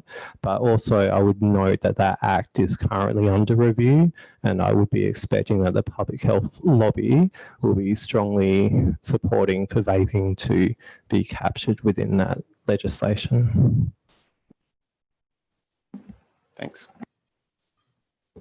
Okay, does that conclude public health plan? Great. Okay, so the next item is the item 5.6 draft Haynes Street Reserve Development Plan. Questions? Councillor Loden. Thank you, Mayor. I was curious about, you haven't defined it at this level, but what is the ability to include accessible play equipment as part of the play equipment that is installed on the site? And through you, Mayor Cole, in stage 2 of the landscape plan, we have to be confirmed for the area of possible play equipment. So we would be doing some consultation, and we could, through that, see the possibility of that being that style of play equipment. And would that be come back to council before it was approved, or would that be just executed by administration once the consultation is complete? Through you, Mayor Cole, stage 2 is not proposed for several years, and then that would have a financial implication. So we'd need council approval for the costings and rationale for what's being proposed. So I don't think there'd be no reason not to bring that to council for consideration for inclusion in future budgets. Okay. Councillors, Councillor Fotakis. Just a quick question through you, Mayor. I know it's a while off with the demolition of the buildings, but could there be an option of sort of considering repurposing any of the materials that are salvaged there, such as the use of gabion walls on the landscaping as well? Through you, Mayor Cole, this is something we'd have to investigate. Councillors, Councillor Fotakis, sorry, I've just had Councillor Fotakis move on to Councillor Gontaszewski. I would just like to foreshadow an amendment to include that path north of the tree line in the adopted plan, and associated extension to the internal paths that are on the plan, so that they would then meet the new footpath north of the tree line, and then to factor the additional associated costs into the subsequent LTFP revision associated with the implementation. Sounds fabulous. I had also noted that down, and Councillor Toppelberg had that raised that as an issue. My only other question was the scooter course being a simple pathway. Will it be fun? And I guess I'm just considering older children, given that we have, what's it called? Used to go there all the time when the boys were little. Hobart Street. Hobart Street. Yeah. Hobart Yeah, there needs Street to is be really for the little youth-centric. tots. And having just been to Lancelin where there was a scooter course with waves and a bit of a extension at the end where you could do something more daring if you were old enough or brave enough. I just thought that a figure 8 simple pathway, what sort of age group would that be intended to entertain? Through you, Mayor Cole, we would use the opportunity of the community consultation of the to be confirmed play area to also understand what that scooter path needs to look like and what the details of that are. And as that is so far off, we would be open to having a look at what that needs to be due to the needs in the area. Great, thank you. Any further questions on Haynes Street? Ashley, sorry, Councillor Wallace, being a bit informal. Thanks, Emma. No worries. We had a couple of comments from the community that the design was boring, and I was wondering what other options were reviewed that might provide greater level of excitement to the community. Through you, Mayor Cole, we also had a lot of feedback of wanting to reduce the play areas and creating some space for that other type of recreation, so that quiet kind of respite type of space that's quite lacking in the area. So I would say that that boring element is somewhat thought of as a quiet respite space to some that's required.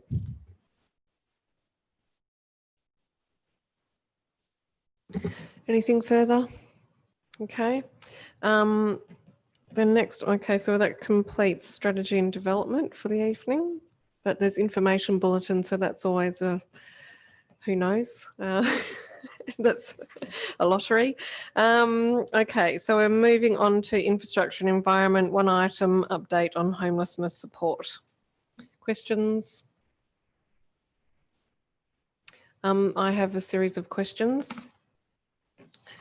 I wanted to follow up on what had happened to the discussion around talking with City of Perth and the potential for there to be some meal service for Rua, who still operates a day centre for the morning. I also wanted to see whether there could be some further analysis on the implication of Manor Inc. Now offering a service to people who are predominantly not experiencing homelessness based on their detail that they were collecting on their survey, given that the original intent was around supporting people experiencing homelessness. I also just wanted to raise whether there could be some discussion in the report about the need for this service therefore to be in an outdoor space, where that discussion previously with council, given that I've seen this a number of times now, there was a discussion about not being able to relocate the service indoors because of that being linked to homelessness and mental health issues. And I also just wanted to ask then, are we really seeing a connection between city funding for Uniting Care outreach workers at World Square and Manor customers, given that they are servicing people who do have a home? The other question I had is that of the 25 City of Vincent residents identified in that survey, which it sounds like it was a one-off snapshot, so, you know, taking that into consideration, 19 live in North Perth, identifying a need in North Perth, and could we get a better understanding somehow of that need and perhaps consider how we might provide more targeted assistance? And I also just wanted to ask whether the administration feels that they are making a concerted effort to effect Council's request for a transition to move Manor Inc.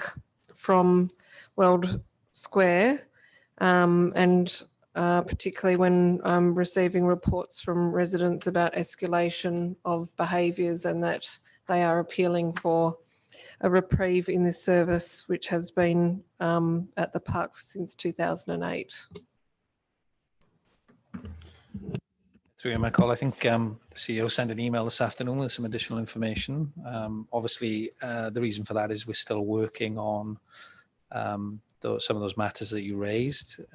It's been a relatively short time since the last council meeting when this update was requested, and there's been school holidays in between as well, so it's been a bit of a struggle to get all the work done, but those items that you raised are still being worked on, and anything that we can do in the next week will be added to the report or to the briefing notes depending on what the work is. Thank you, Director. I just want to query though that the recommendation to council, sorry, it's just loading,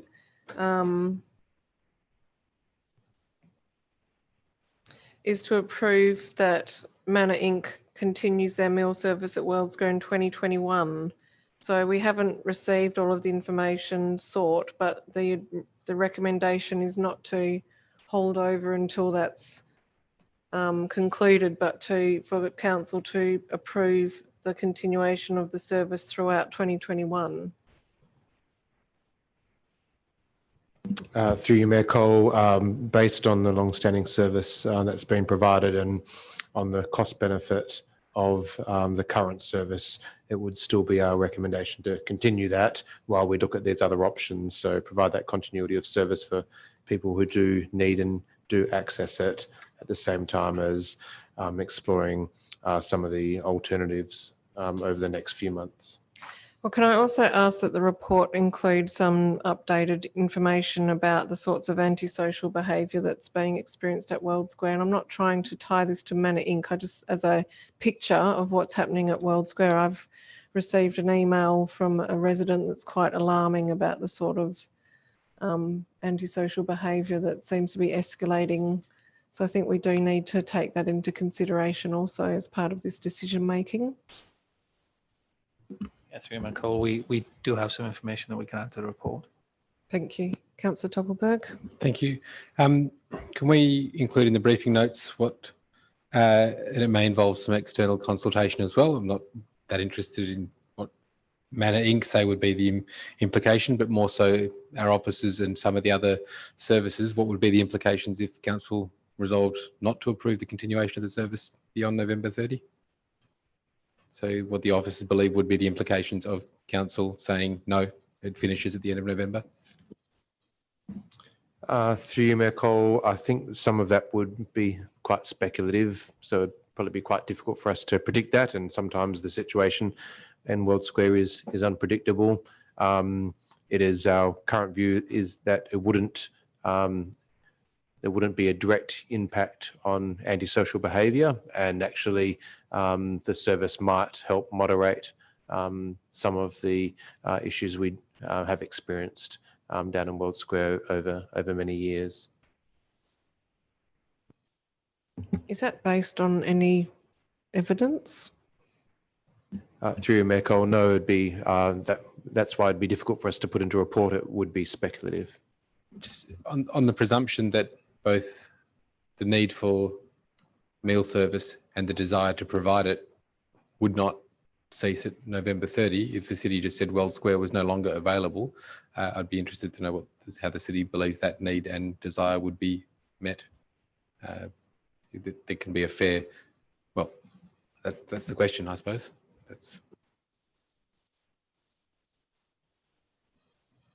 Councillor Wallace.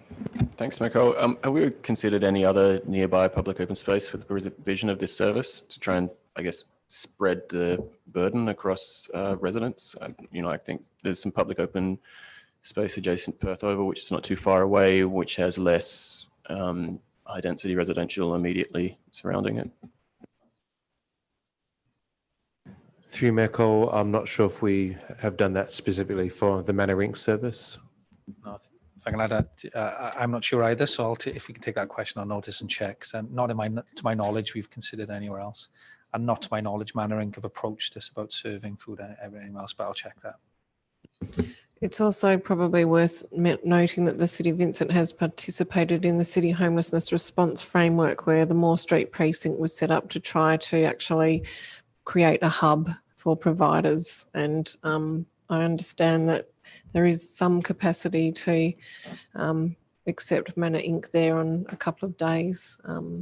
So that's something that the city has been party to. Any further questions? Just flagging an amendment to clause 1. Okay, we'll move on to community and business services. 7.1 Beatty Park Leisure Centre renewals business case. Any questions on the Beatty Park renewals case, Councillor Loden? Thank you, Mayor. The big cost impact is the lost revenue from the site being or partially closed. Is it so? There's a once-off $755,000 loss. Is this sort of like a linear thing that if we're closed for 7 weeks, that it's $108,000 a week that we're closed? Sorry, through you, Mayor Cole. I'd have to investigate that, but I've done calculations based on time of year. So there is a lot of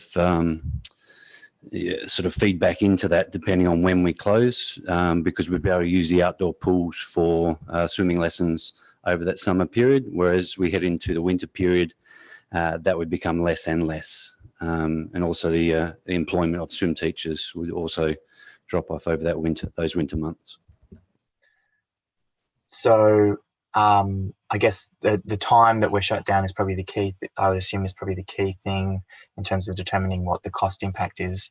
So how will that be considered as part of the tender? Will there be a consideration on how quickly the person can deliver the scope of work?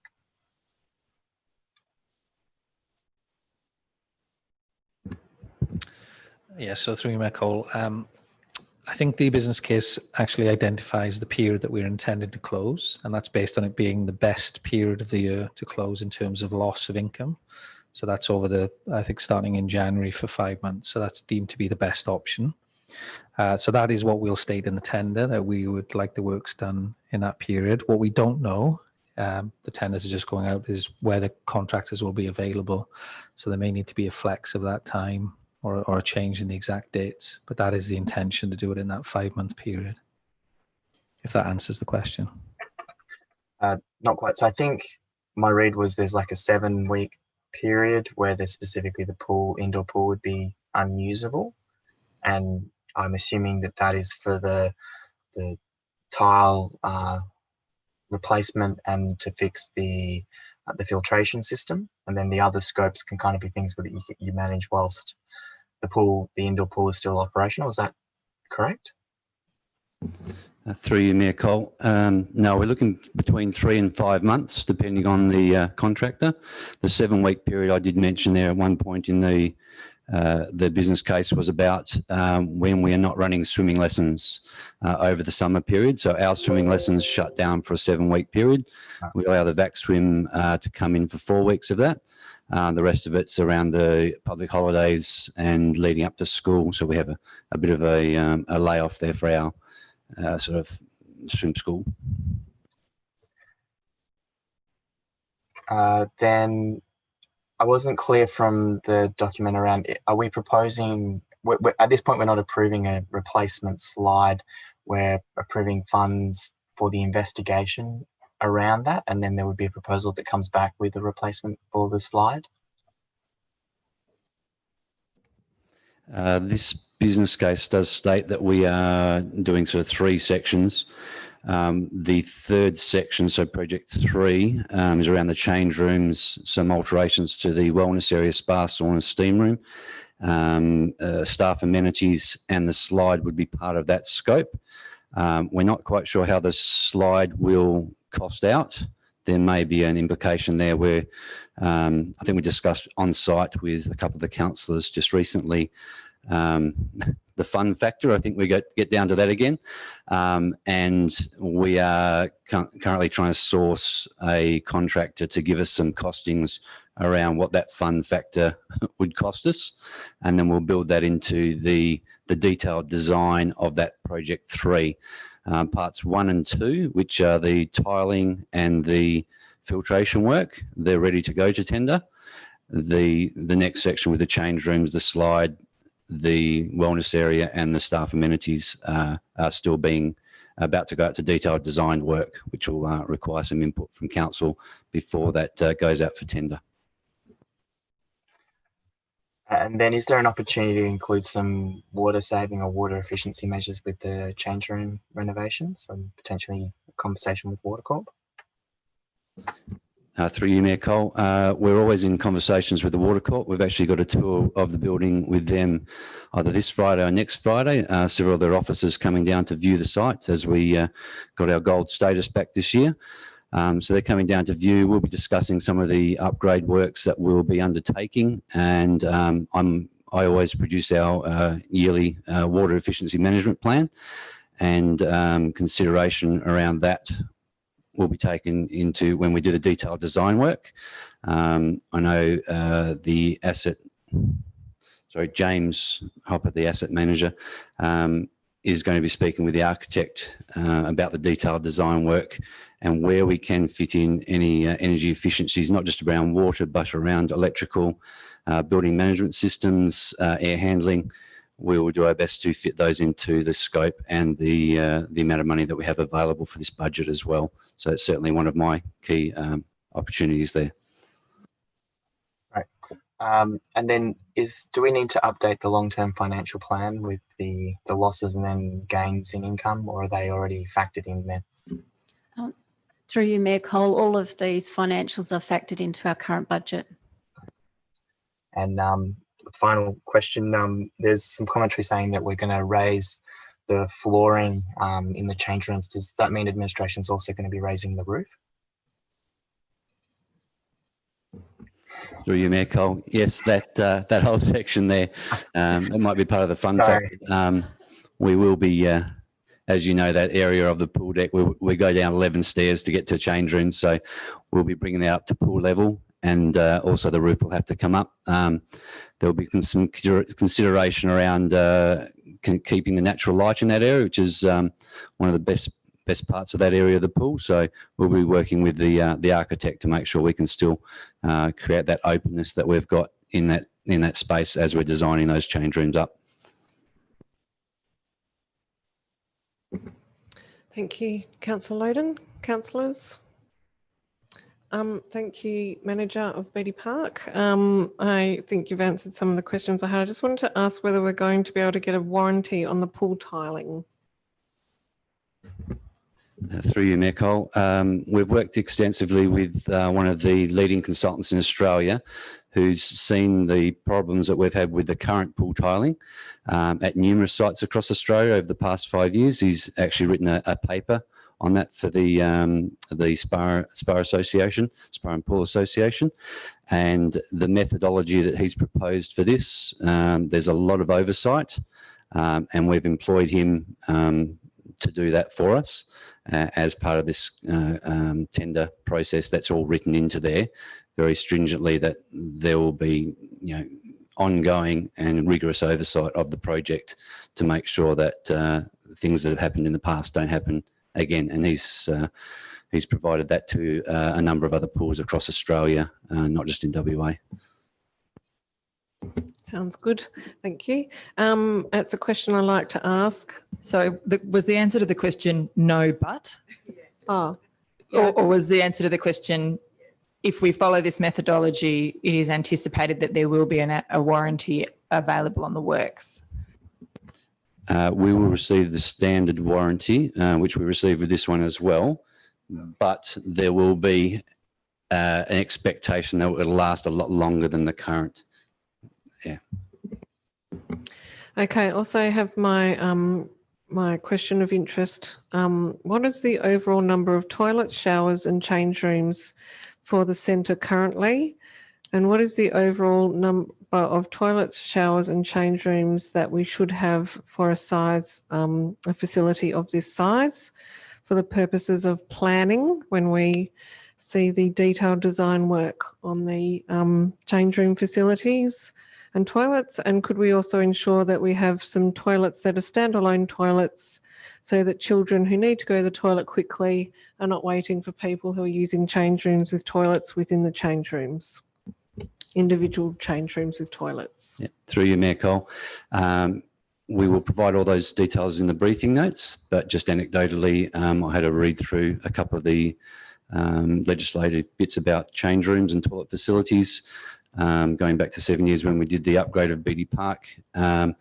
We have 38 toilets, I believe, usable at the moment, which allows us to have approximately 1,600 people in the building at a time. We don't get to that level unless we're holding a major carnival, at which stage we would bring in demountable toilets for those events. So we're confident that the current design plus the additional, I think we just spoke to the architect last week, and we get another 3 toilets into that area we were showing you a couple of weeks ago. That would allow us to have 1,495 people in the building at a time, but I'll clarify all that in the briefing notes. Thank you. And is that still dependent on using the change rooms in the original grandstand? Through you, Mayor Cole, yes, that's correct. So using ones on the ground floor level, none in the upper levels. Okay, thank you.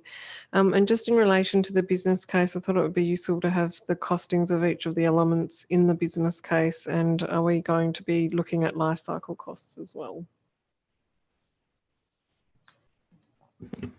Through you, Mayor Cole, we'll take that on notice.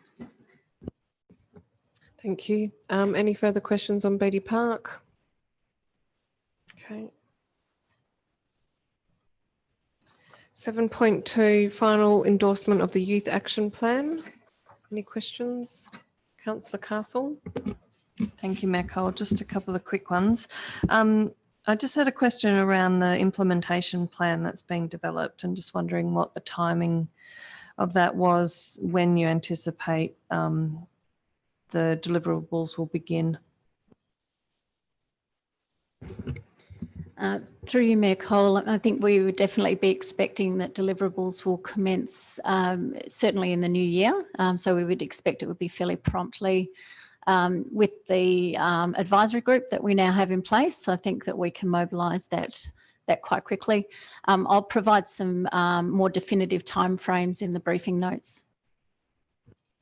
Thank you. And just a clarification in the amendments that are listed in attachment 2. The last one says add Instagram and Facebook Messenger options for contacting the city, and I wasn't 100% sure where exactly that was being added. Is it a new deliverable or being incorporated into an existing one? I'll thank you, Mayor Cole. I'll take that on notice and confirm that. It's on the back page, Alex. Councillor Castle, it's on the back page of the plan. Thank you, Councillor Smith. Any further questions on the youth plan? Okay. 7.3, adoption of amendments to community funding policy, emergency relief donations. Any questions?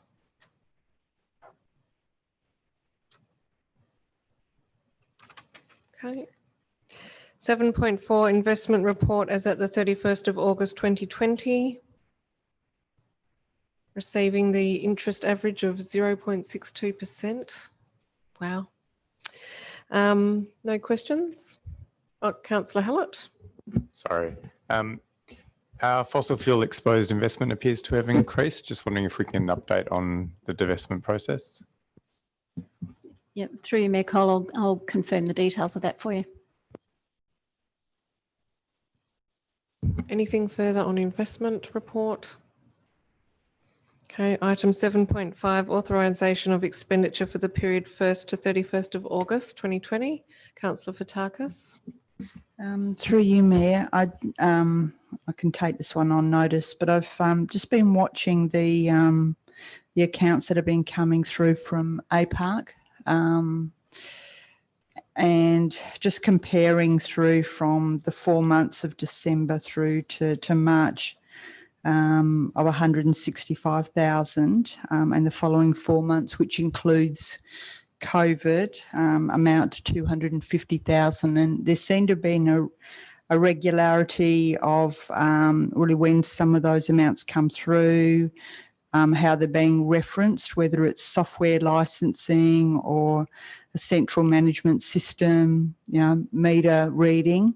So can I get a bit of a clarification on, and I'll obviously take this on notice as to those costs and why they are increasing as well, and particularly from an aspect of our business where our income has declined, of why our costs are going up. Yeah, through you, Mayor Cole, we'll look into that for you. Thanks for that. Councillors, Councillor Gonchevsky. Just in relation to the item about the Menzies air conditioning and fan, was that in the 2021 Capital Works budget? Or was it works that we did last year and is not in this year, or is it captured somewhere? Because I love that document. No, I'm happy to go back through and find an email reference, but the reference was for Menzies air conditioning and fan. So, or, perhaps Menzies pavilion, but then I couldn't find a subsequent reference in that Capital Works document. So just some clarification on that.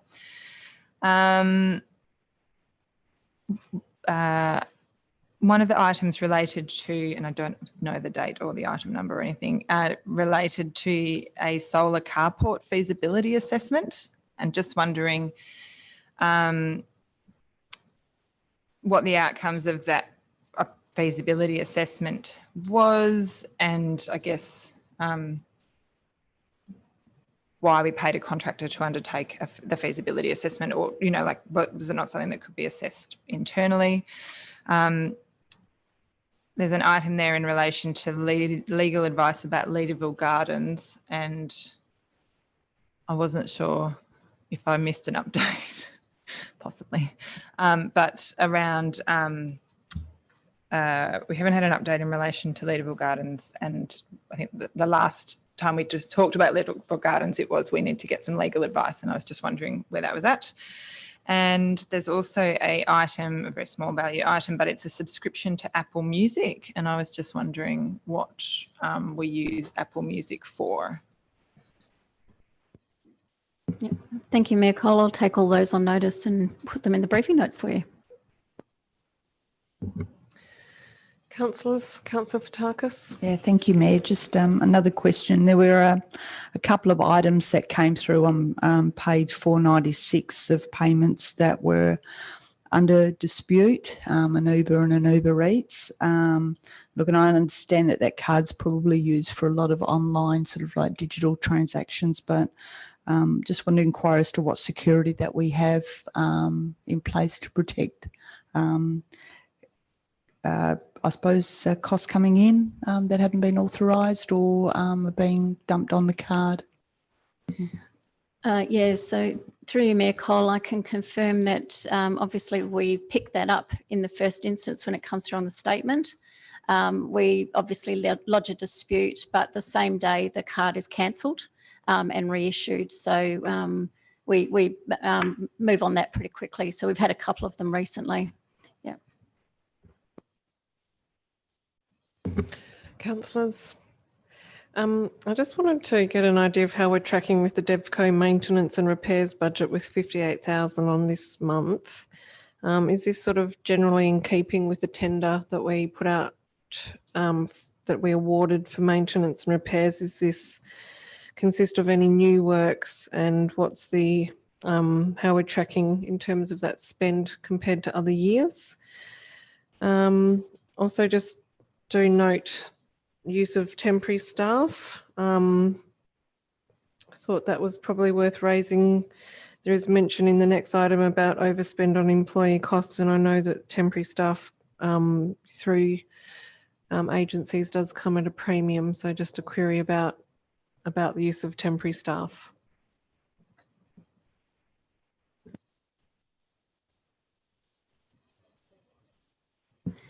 Thanks, Mayor Cole. We'll put that in the briefing notes for you.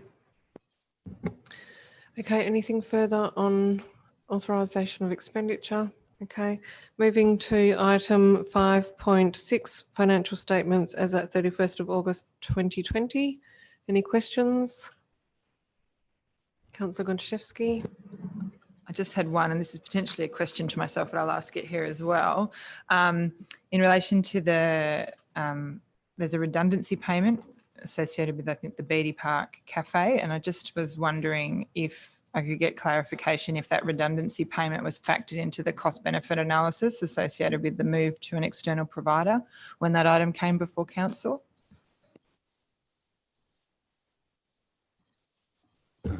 Oh, through you, Mayor Cole. I'll take that one on notice. I believe it was, but I'll have to go back and look at my notes for that. Yep. Thank you, Councillor Gontaszewski. Also, I referred to it in the previous item, but really just raising the overspend of $564,000 on employee costs.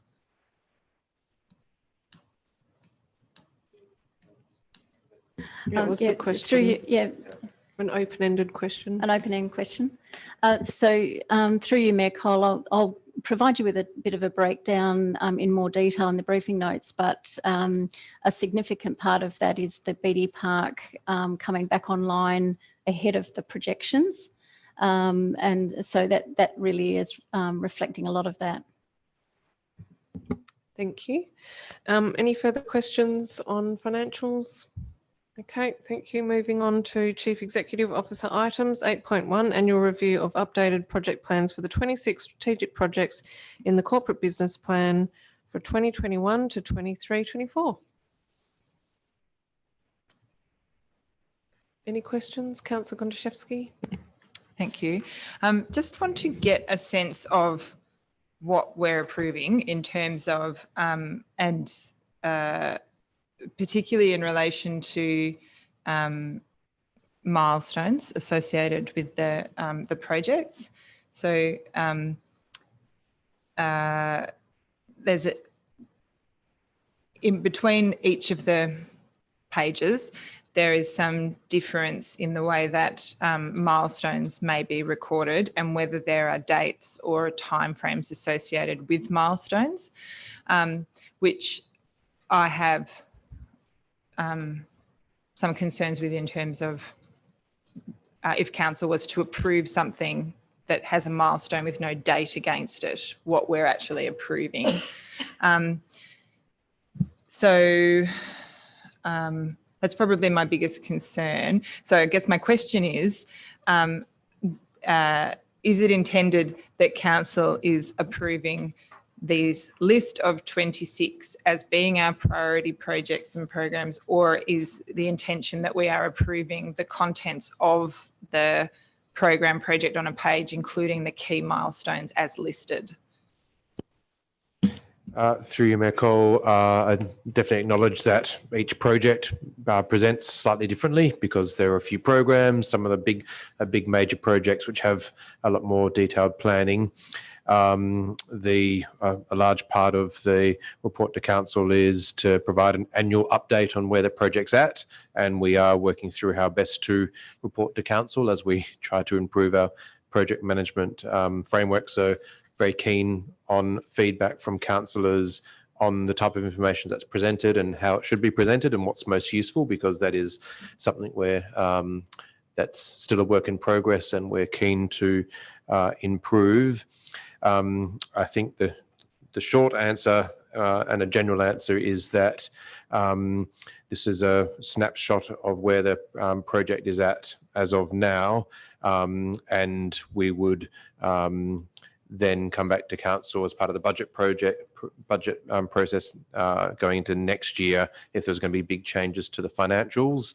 But the information and the scope and the milestones as outlined in this project or program on a page, if there's going to be any what I'd call significant variation to timeframes, budget or cost, obviously, and also the scope and what's being intended to be delivered, that would come back to council for formal approval for a project scope change or a change request to some of those key elements. Major change to the scope or the outcome, major change to the timing, and obviously any change to the budget would be a council approval. Can I just ask a follow-up question to yours?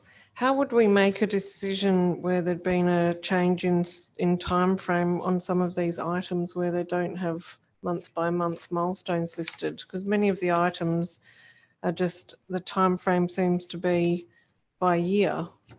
So I'm really unsure about the level of detail and how we would actually make decisions on significant variations on scope, time frame, and I can see budget, but time frame, I'd say the majority wouldn't have a significant amount of detail on time frame for us to actually say there's been a significant variation other than year on year. Through you, Mayor Cole, some of the projects are sort of multi-year programs and have a large number of smaller projects in them. So that would require more detailed reporting as part of regular project updates to council. Our intention is to provide quarterly updates to council on all these projects, and those quarterly updates, so in 2 or 3 months' time, would outline whether or not there were any major changes to the scope, the timeframes, or the proposed budget. CEO, if the current project on a page documentation has works in the current budget year, but the milestone is not given a date in this year, it's just given a, say, shading to say it's going to occur in this year. If you're doing a quarterly update, how will you know that that milestone, aside from perhaps on 29 June 2021, how will you know whether that project is on track in terms of schedule?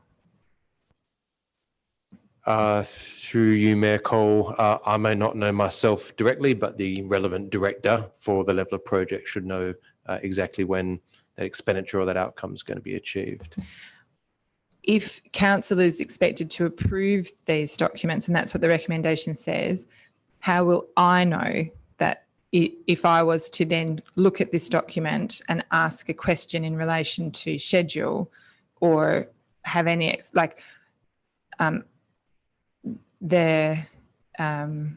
how would council potentially provide some oversight on the success of, the delivery of these projects? It appears that there is some where they are likely to be completely undertaken within this financial year, and then yes, you're right, some are multi-year. So, but it appears that there is some lacking. So, for example, my subsequent questions, for example, are the there's a number of the plans that are here where that, say, for example, the I think the Woodville Reserve Master Plan that is scheduled to commence in early 2021, but there's no detail in the milestones that would say when, for example, we would have a, what the key milestones are for that project and how we would then be able to confirm that it was tracking appropriately. Is that information able to be gathered and added into this document between now and next week? Through Mayor Cole, part of the purpose of this report and documentation is to seek and request those questions and comments from councillors, so we know what level of detail on particular areas council's most interested in. During the 11 or 12 council workshops we have throughout the year, we'll, as a matter of course, be bringing 1, 2 or 3 of these projects to council for more detailed updates. So it's absolutely the intention of this report to find out what those questions may be on particular actions or elements of these summary documents and where the projects are at. So, for example, now my notes aren't super detailed myself. The Leederville Oval Master Plan, item, which of course now I'm going to struggle to find, I've made a note in relation to the schedule. Do we have a month that we are tracking towards in terms of within this financial year of delivering that plan? I believe it was the same for, you know, the Beatty Park 2062 project. If one of the milestones is the presentation of a report to council outlining the findings, what month are we aiming towards?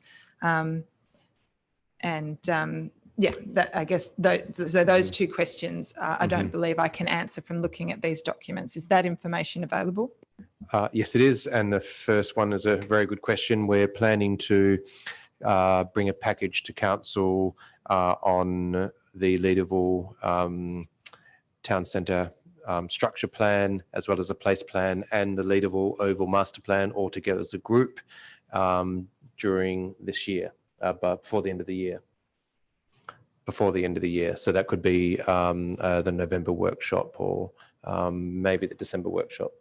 Is it November? Potentially the next workshop.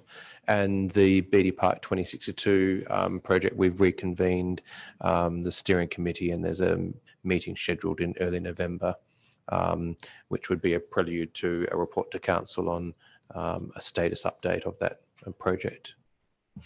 And given that these are, I guess, some are tools that are used by administration in terms of how they're implementing projects. If council wanted additional detail in relation to some of those dates that may not be in here, is the approach to request that these documents be amended? I'm not sure that these are our documents, but we're being asked to approve them. So I'm just trying to get your intention. So if for example, I wanted to say for the Leederville Oval Master Plan that we have a milestone in there that is present master plan to council workshop or present to council endorsement, and we add in a date, and the advice is that that date is scheduled in the detailed plans for December or November this year. Do I do an amendment to request that we just note those things, or am I requesting that these documents are amended to add in those additional detail? Through you, Michael, good questions, because we haven't presented this sort of information to council in this format before, and we're very keen to make sure council sees 12 months and ahead about those decision points and those touch points with council for preliminary discussions on strategies, plans or projects in a workshop format, and when the formal approval processes will be for documents like we saw tonight on the Youth Action Plan and the Sydney Haynes Street Reserve, etc. So we could do that in a variety of different ways. The quarterly updates will, because that's a quarterly update to council, will absolutely have when we're expecting to bring the next stage of a project to council for decision.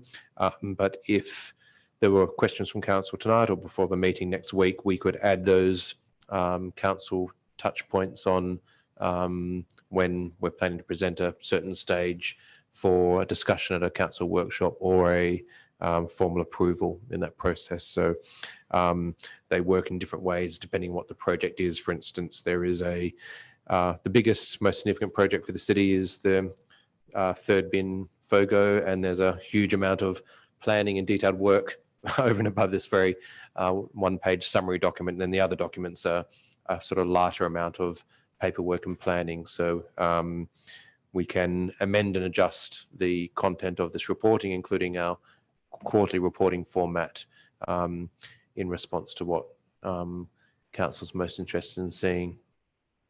Okay. I'll have a think about the best way forward, and I do appreciate that there's other more detailed planning documents, and I'm conscious of not overstepping. One of the things I will note is just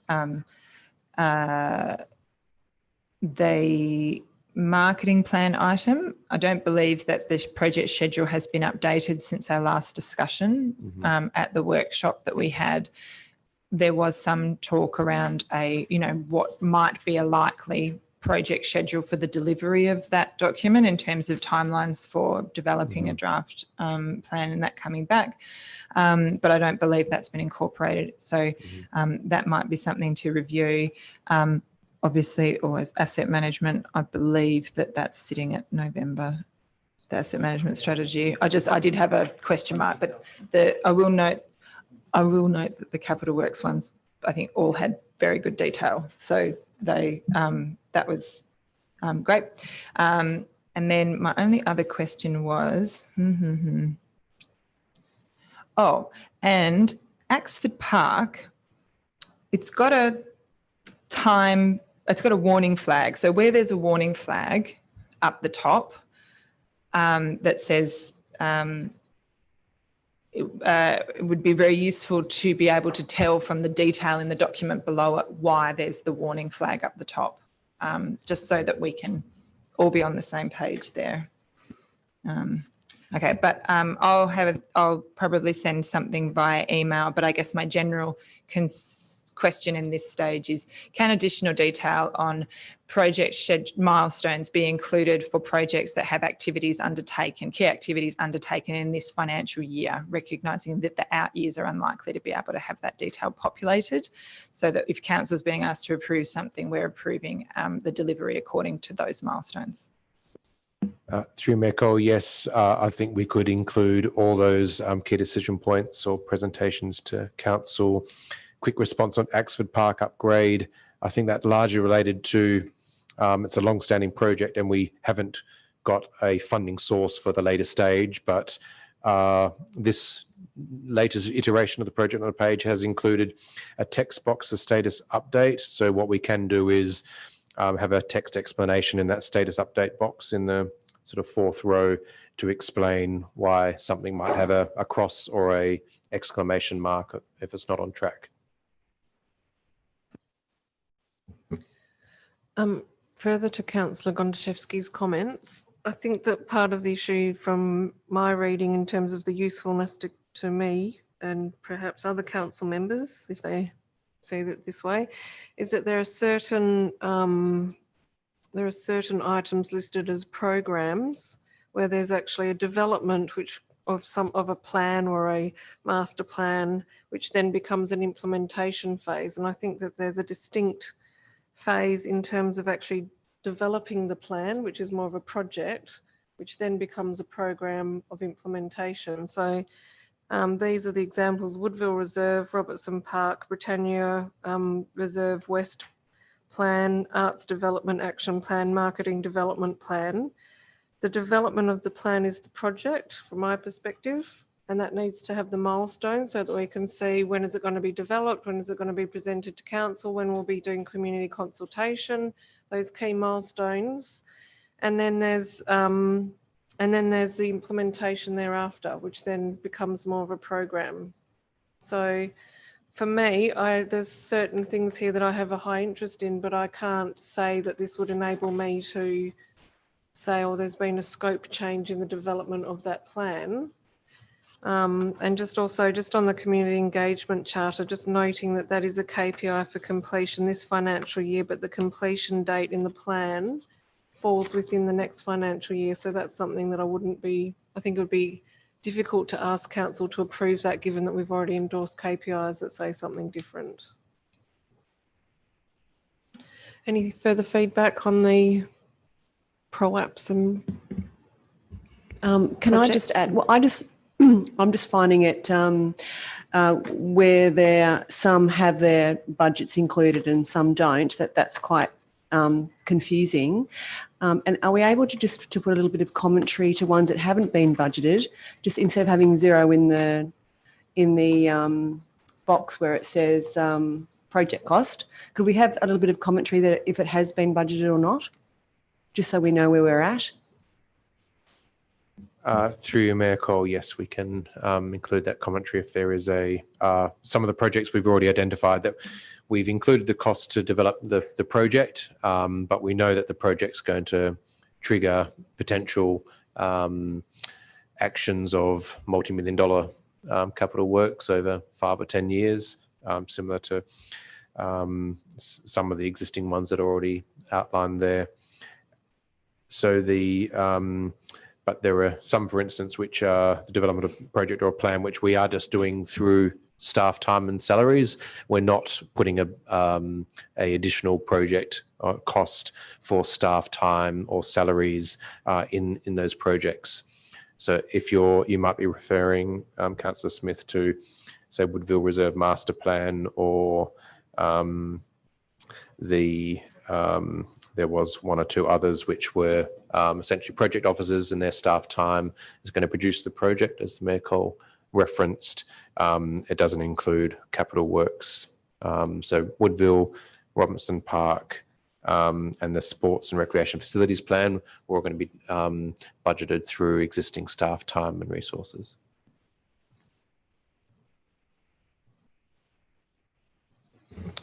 Councillor Wallace. Thanks, Nicole. It's kind of a suggestion more than a question. I think we seem to get stuck on the format and what data is and isn't included in these projects and program on a page quite often. It seems to come up every few months or so. Do you think it's worthwhile us maybe workshopping just the format of these projects on a pages rather than dealing with the specifics of each project?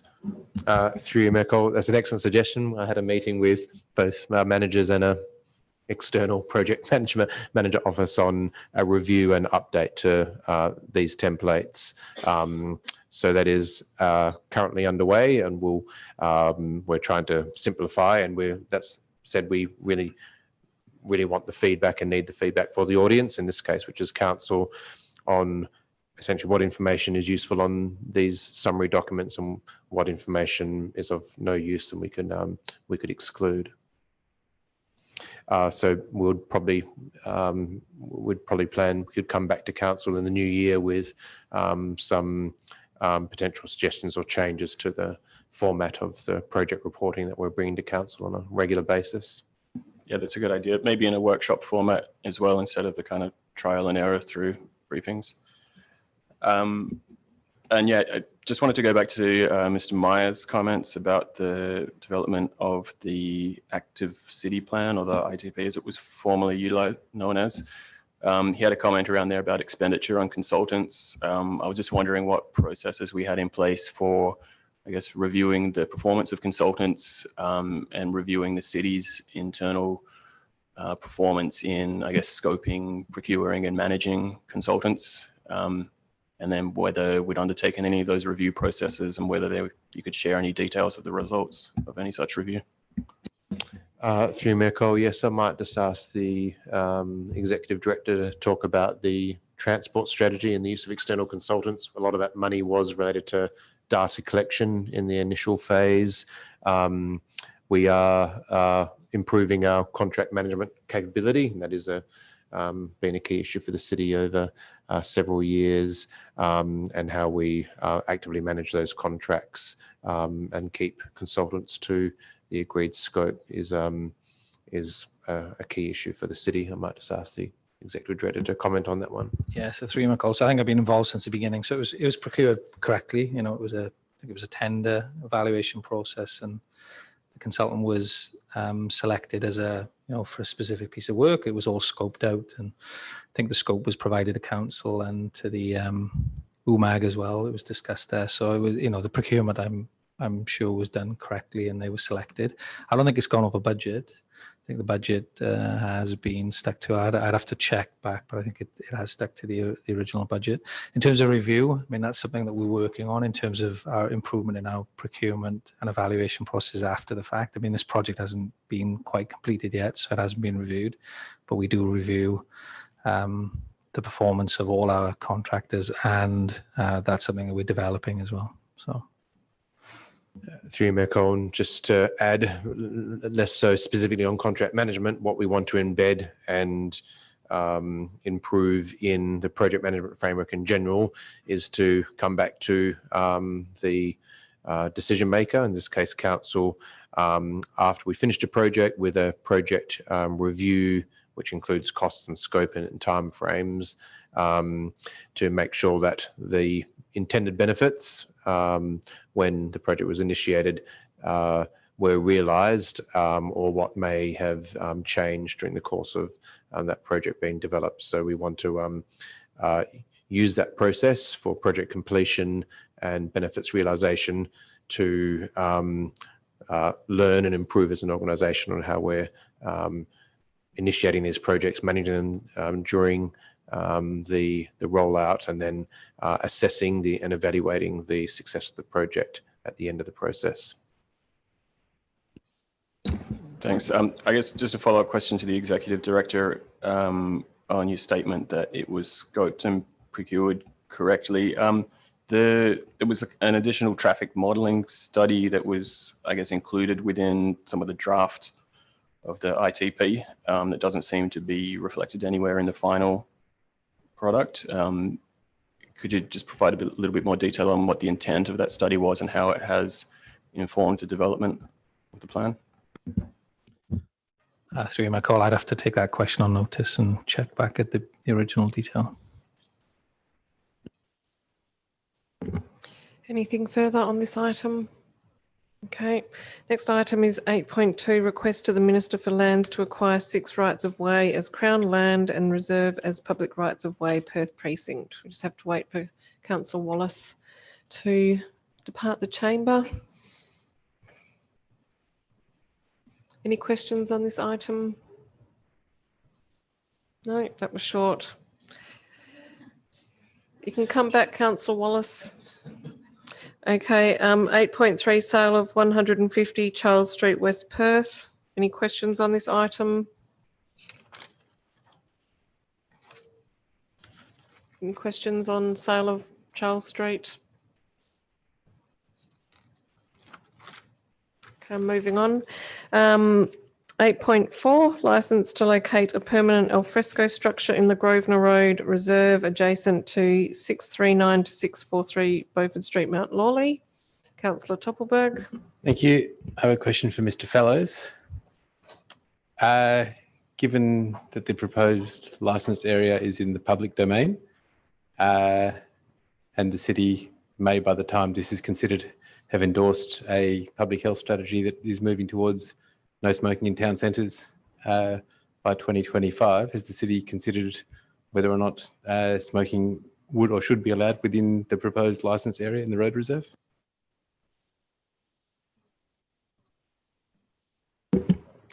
Through you, Mayor Cole, outdoor eating areas already you're not allowed to smoke within. So if this is an outdoor eating area, then smoking would not be allowed.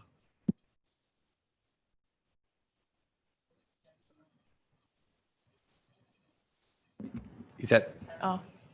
if it's a tavern license, is it designated as an eating area?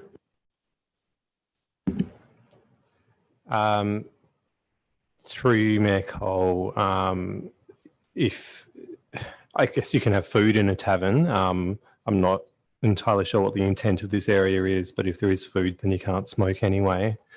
Yeah, you're right. The target, if agreed to, would be in place, and it would be smoke free. Through you, Mayor Cole, just to clarify, it's an existing licensed area, an existing alfresco area. The proposal is just for some decking under that existing area, as opposed to changing the licensing arrangements around that. Sorry, just to clarify, the existing area, the alfresco trading boundary that's marked on the ground doesn't go to the pillars, it goes to the normal alfresco, and the pedestrian path, I believe, was marked. Just, I'm not sure if that had changed or not. Is that correct? Through you, Mayor Cole, I know what we're talking about now. I'd need to refer to my notes and answer this within briefing notes. But I'm very aware of the building now that we're talking about it. So I'll let you know. And through Mayor Cole, I think the proposal is for the decking structure to be directly underneath and not to expand from the balcony area on the first floor. So that was I thought that was the fresco area which was proposed for the decking, but we'll clarify that. For clarity, I'm not suggesting it should be smoke-free. I'm just curious as to how it would be applied in principle, in line with the question I asked earlier. But given that smoking is legal and under its previous iteration, the premises that was considered to be the smoking area where people would sit out the front. No, sorry, I will clarify that. There was a large billboard that said "sit to drink, stand to smoke." So you were unable to. I've known this since I was just over 18, because you cannot smoke in city events and alfresco areas. Despite what goes on William Street at the moment quite regularly, so the seating area that was under the veranda was no smoking, drinking. The bit right next to the road was where everyone went to have a ciggy, but they couldn't have their beer with them and they couldn't have their food with them. Okay, let's keep this tight and keep moving, people. So are there any more questions on this item, Councillor Castle? Thank you, Michael. Just around the exclusive use and whether the applicant has given any indication about whether that they consider that a barrier to their applying for an ETP, or are they happy to accept the non-exclusive use licence?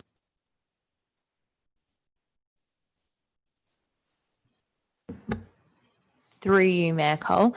So the applicant is applying for exclusive use of the trading permit area, and has accepted, I think that it may be accessible before 10 a.m.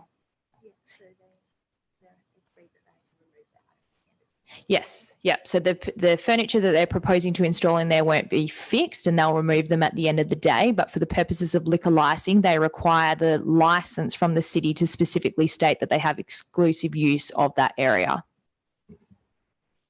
Well, the recommendation specifically says non-exclusive use, and the report says that the administration doesn't support exclusive use for a number of reasons. So I'm not clear whether that, well, it does say in the report that it's common practice to have an extended trading permit in the alfresco area, and that exclusive use is not required for that. But I'm just wanting some clarification that that doesn't become a barrier for them. Through you, Mayor Cole. So we've discussed this with Department of Lands and they've said they cannot have exclusive use. So we've told the applicant that we would go to council for council to make a decision on this, but we will review how this relates to the trading permit and provide some more clarity in the briefing notes. Thank you. And just related to that, the plans indicate new blinds on the outside of the structure, and I'm just wondering, cafe blinds, I think, and I'm just wondering whether there's, I just want to confirm there are no blinds proposed for the ends of the structure, or no other barriers at those ends.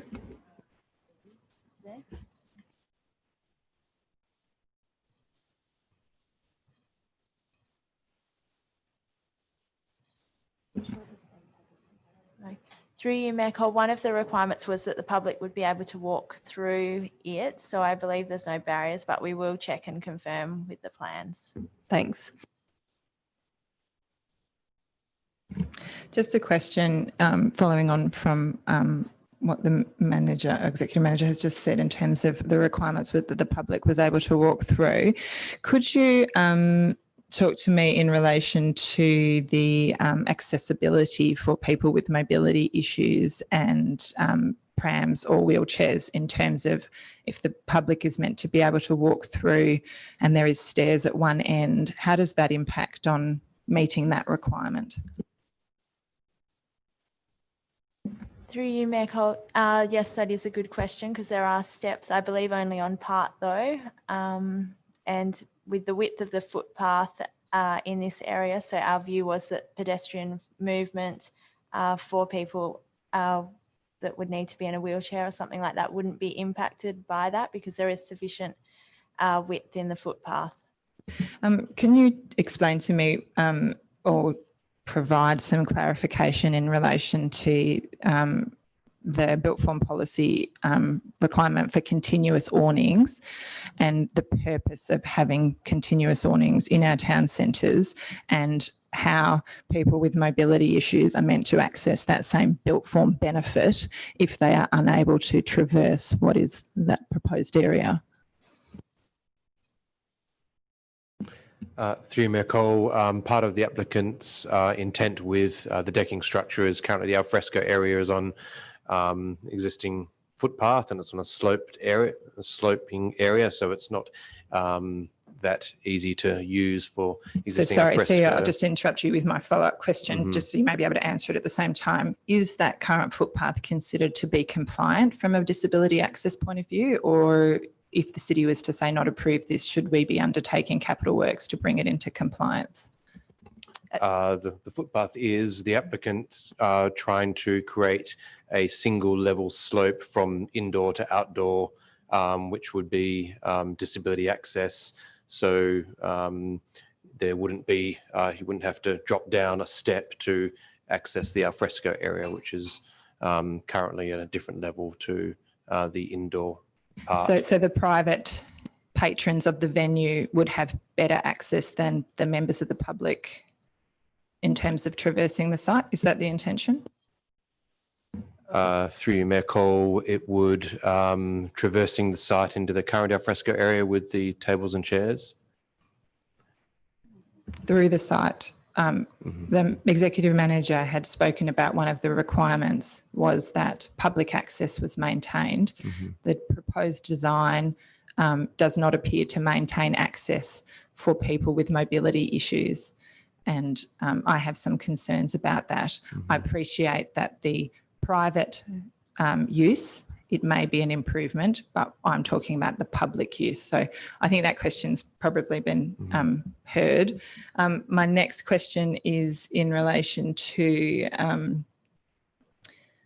there's a reference about a bullnosing on the plan. And I just, because we haven't got sort of any 3D renders, I wasn't sure if this was new bullnosing or I think it was on the western end. It would have been the southern elevation. At the western side of the southern elevation, there was a reference to bullnosing on the veranda. Through you, Mayor Cole, no modifications are proposed to the awning at the moment. Cool. Oh, yeah. So that the roof line is not being proposed to be changed. Cool. Okay, thank you. And just a question in relation to the design review panel. When they've reviewed the design, they had made quite a bit of commentary in relation to the decking and the balustrading and the blinds as actually reducing access to the public space and reducing the interaction between the venue and the public realm.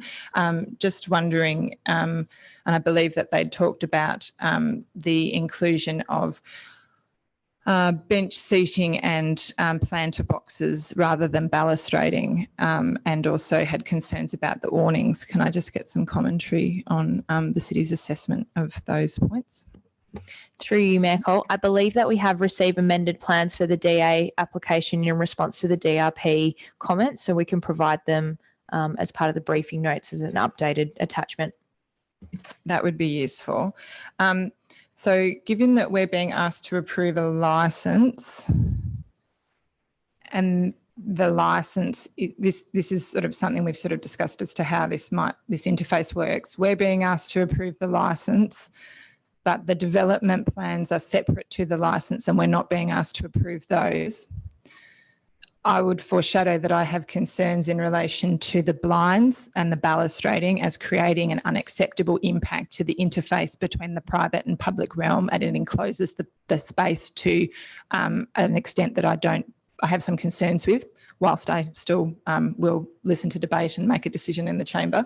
But if I held those concerns and they still had not been addressed this time next week, are there options around amendment, or is my only option to request that an alternative be prepared? Through you, Mayor Cole, do you mean to approve the licence subject to changes to the design to meet those requirements? That's something we could consider. We'll definitely check if those plans are the latest ones, because I know there were amendments and I thought they were the ones we'd provided to you. And so when you're approving the license area, you are approving like that building footprint, but you could include, potentially, we could look at whether council could include some conditions about design elements. Thank you. I'd really appreciate that advice. Councillors, I don't know whether this is possible, but I noted that the DA has been advertised and that closed on the 6th of October. We've had the feedback from the design review panel. They've raised a few issues. I'd find it very informative to see what the response had been to the advertising of the DA. Is it possible, I know it's a separate process, but is it possible for council to have access to the response through community advertising? Through you, Mayor Cole, I can confirm that we didn't receive any submissions through consultation. Thank you. Sorry, can I just confirm? Where was the on-site signage in relation to the proposed development? Where was it affixed to the building?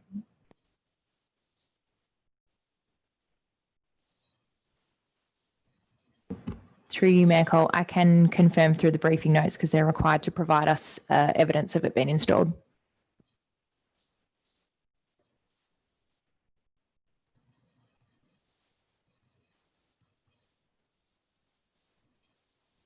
Okay, the other question I had was around the width of the remaining footpath.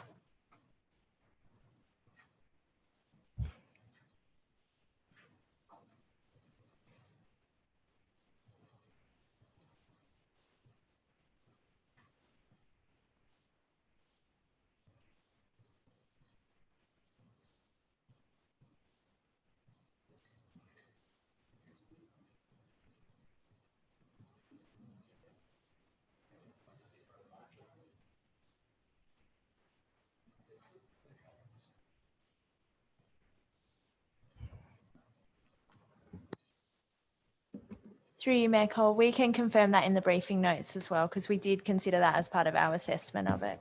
Okay, thank you very much. Any further questions on this application? No, it's not an application as such. It's we're calling it a request to the license rather. Okay, no? All right, we've dealt with Anzac Cottage, so we'll move to 8.6, extension of lease, Barley Street Car Park, 596 Beaufort Street, Mount Lawley. Questions? Councillor Gontaszewski. Me again. A note. Oh, hold on. If I'm asking questions about the confidential attachments, I need to ask them later. Or yes, if it's a confidential attachment, unless it's the public open space part, which should have been part of the. Yeah, it's the public open space part. Well, that shouldn't be. I mean, sorry, I'll Yes. go to the CEO because, well, that would be my. But as administration has included it in the confidential attachment, which is about the public open space strategy and how this fits within that. What's your, does it need to be treated confidentially given it's a public strategy document?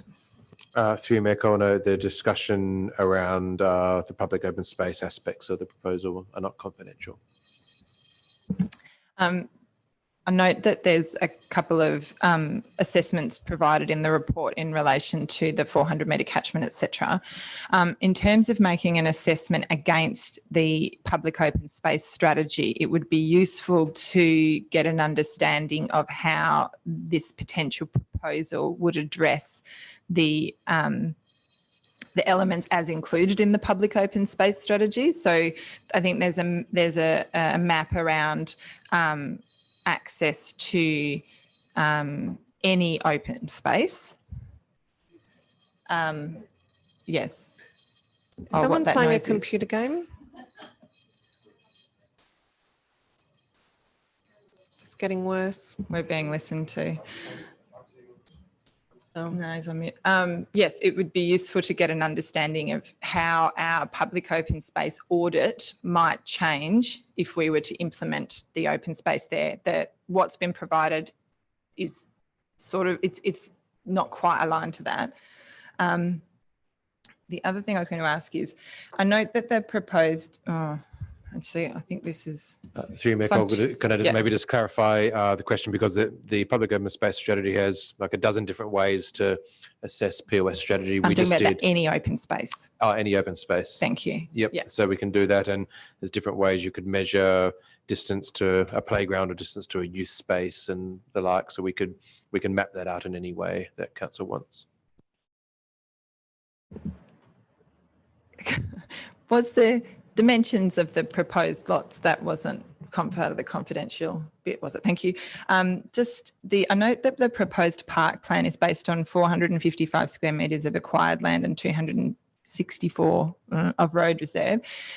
If Barley Street was closed and the full road reserve was reclaimed for park, without the currently private land, what would the park size be if you pocketed $1 million for the sale of the private land and then created a park right next door?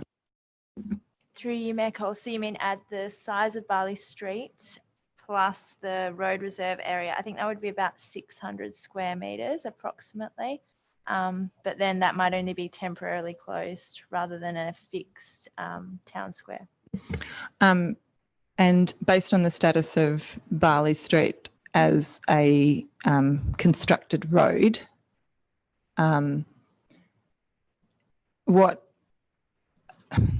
obviously there's access impediments, but are there any prohibitions on the city making decisions around the permanent closure of a road of the type of Barley Street at any point, much the same way as the city made a decision around Hyde Street? Is it an equivalent process or something different?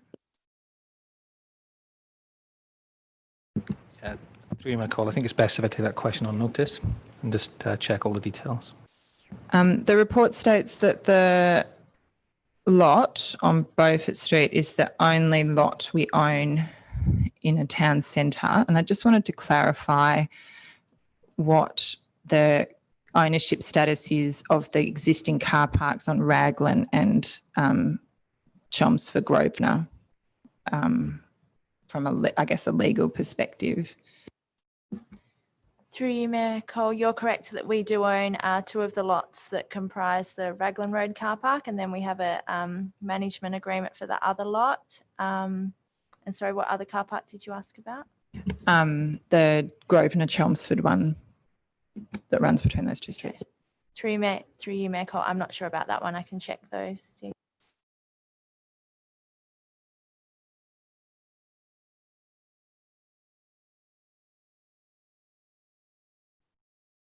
And through you, Mayor Cole, I think that reference in the report might have been to freehold land the city holds as opposed to land which we hold in the road reserve. Yeah, I guess that's the clarification that I'm seeking. Thank you. Because I wasn't sure if those car parks were road reserve or whether they were freehold land. So that clarification would be very useful. I think that's it for me. Some of this is kind of relevant to that. So if you don't mind, I'll step in. Well, actually, this is more of a governance question. In terms of clause 6, it says notes that community consultation on the potential sale of lot 48 will commence in 2020, which will include the proposal for a land exchange as recommendation 5 states above. I don't think that council has approved advertising on the basis of a land exchange, so that might need to change to approve rather than note, because if you look at the previous resolution of council, those two may not align. Thanks to you, Mayor Cole. We can just review that wording. I think we were being quite technical that a land sale or a disposition of land, whether it's for what the consideration could be cash or a potential swap, similar to what we did around Arranmore College. So technically a land exchange for equal value amount of land would be a land sale. The consideration being different, equal value land or however that's calculated versus cash sale. Thank you. And there's a few other details that I was seeking as part of this decision making. First of all, I was seeking a valuation of the corner lot that would potentially be swapped both as is and zoned parks and recreation, so 2 valuations. I was also wanting the report. I know that the valuation is a confidential attachment, but I think that the council does need to consider the financial cost to the city of the land value plus any site works. I think particularly when you look at the fact that our POS implementation program has 1.13 million provided over the next 3 financial years. That's a significant consideration, and that detail would be very welcomed for decision making and also for potential, I think when communicating this to the community, all of that does need to be outlined so the community, when providing consultation, can provide informed feedback. I think we should also look at car parking occupancy trends in the car park and have that detailed, because loss of car parking will always be contentious, and that will need to be outlined. Sorry, Mayor Cole, could I just jump in on that? Could we also get occupancy statistics for the other 2 car parks that are in I was close just coming proximity? to that. Oh, thank you. Thank you. So also we need to really look at the other public car parking in the vicinity and what, where they're at. And I think it also just needs to be in terms of the understanding, this is probably more around the consultation, but the fact that the city is paying to use this car park because 2/3 are in private ownership. And finally, the POS rationale really needs to be front and centre, and in addition to the information provided in the confidential attachment, which was a graphical representation, I think we need some written analysis if we are to make this decision for public open space above other potential priorities. And just flagging that if that information can't be provided by next week, I'm not sure that I personally would be ready to make this decision. Through Mayor Cole, I think we can provide most of that detail in the briefing notes and updates to the report. Councillors, Councillor Fotakis. Yeah, thank you, Mayor. Just back on the issue of the income, what I'd like to actually see is to be able to get some understanding of mentioned the other day, the trends on the parking. So we've got a full pre-COVID appreciation, because we know that the parking and the income has been declining for some time. Now, there was another thing and I've forgotten. Oh, on the public open space, I do want to get an appreciation of how much we know about the number of people that reside within that 400 metre sort of radius of that site. So, and particularly for people living in apartments or small dwellings, and also to how many are in the pipeline. Like we've got the Baltinas development, which is I think around only about 250 metres down the road. So I'd like to actually get an idea as well about sort of future potential use of that site on the POS. Through Mayor Cole, we could do a calculation of the number of dwellings by a average of number of inhabitants to provide some sort of indication about the residential catchment within that 400 metre radius. Councillors, any further questions? Okay, the next item is 8.7, approval of policy document register and review plan and repeal of policies. Questions? Councillor Gonchevsky. Sorry. Just a question in relation to the Student Citizenship Award policy. You have to believe I'm not really wedded to this, but I'm just asking anyway.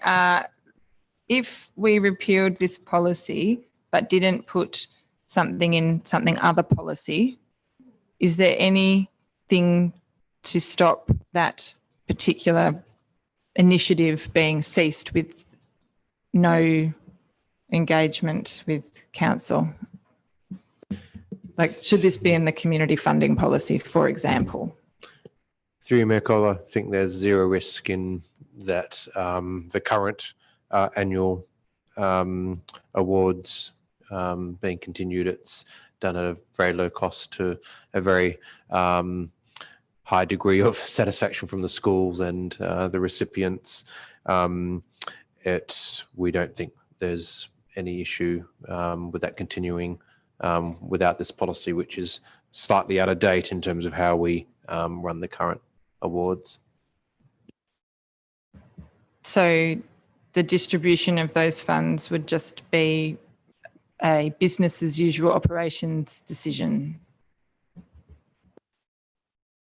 Through Mayor Cole, there's not a huge amount of funding associated with that. I'm aware of that, but I feel that most of you would know, even at 9:10, that it's the principle I'm trying to explore of repealing a policy, and the rationale is we're going to keep doing this whether the policy says we have to or not.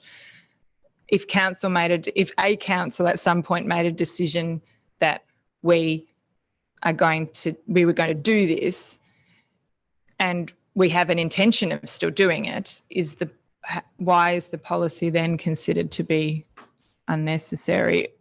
Is it more that decision around running a program each year to distribute a citizenship award at each school would appear in a different sort of document? Or something. Yeah, I don't know. Okay, but your advice is that it's fine. Is that right? Through you, Mayor Cole. Mayor Cole presents these awards each year, so the Mayor might be in best place to. The Deputy Mayor has done her fair share and knows what she is talking about. But we don't hand out cash prizes or funding with the award. Yes, we give a book voucher book and we voucher, give sorry. a cheque to the school, which I don't really know why, but it's sort of just been this long established practice where we give about $300 to the school, as well as a book voucher with a medal, with a certificate in a frame. And it's actually impossible to hold all these things when you go up to the stage because there's a raft of things that get provided. So perhaps we could, look at that. I asked the question a number of years ago, why are we doing this? And I was told it's because there's this policy, or I guess my question was, under what basis are we distributing these funds from ratepayers to schools each year? And it was, there was a council and public decision that said each year we'll distribute these funds. Recognise it's a very small amount of money, but I guess my question is, under what mechanism are those funds going to be distributed? And I presume that if it's not in the policy, then the decision on whether it continues or doesn't continue would just fall within, the administration's operations. Is that correct? Yeah. Well, through you, Mayor Cole, it is like it's a civic event, and it's I think it would be useful, given some of the feedback I've just provided from the Mayor and Deputy Mayor, that there's some flexibility about how we go about doing that, and there'd be some discretion about whether we change the amount or the awards, or whether it's a book and some of those smaller items, so that we can maybe adjust and evolve to change some of those things. I don't think we need to be wedded to what the policy currently says, and the way we decide to do that in the future. The feedback seems to be very positive, but we'd be very open to some changes to how we do that in practice. Could I get some specific advice from the Executive Director of Community and Business as to whether the distribution of funds for students and citizenship would fit under the community funding policy, or whether it is not considered to be appropriate? Through you, Mayor Cole, my consideration would be that would be the appropriate policy. And I think there is a discretionary component of up to $500, which would cover the $293 that the policy currently provides for. It's indexed, is it? Plus and an $88 book voucher. It would probably be facilitated through that $500 provision in the community funding policy. And the other thing is, just my other question was in relation to the Active Citizen Award policy. It talks about that the city no longer runs these awards, and it's noted that the Mayor holds an annual Christmas event for community members and volunteers. And I just wanted to confirm given that we no longer run these awards, and whether there's the intention of continuing the Mayor's Christmas function as a civic event. Through you, Mayor Cole, yes, we're planning to run that as a civic event this year, and the Mayor does have, for the last few years, has run a more informal community champions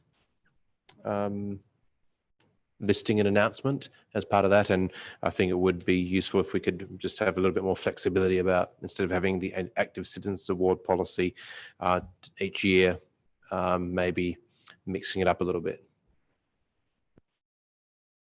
Councillors, I'm sorry, I do have questions. I know that it's 17 minutes past 9. I just wanted to quickly ask, are banner poles, is this because we've got eco signs? I'm a bit confused about what banner poles are. Are they the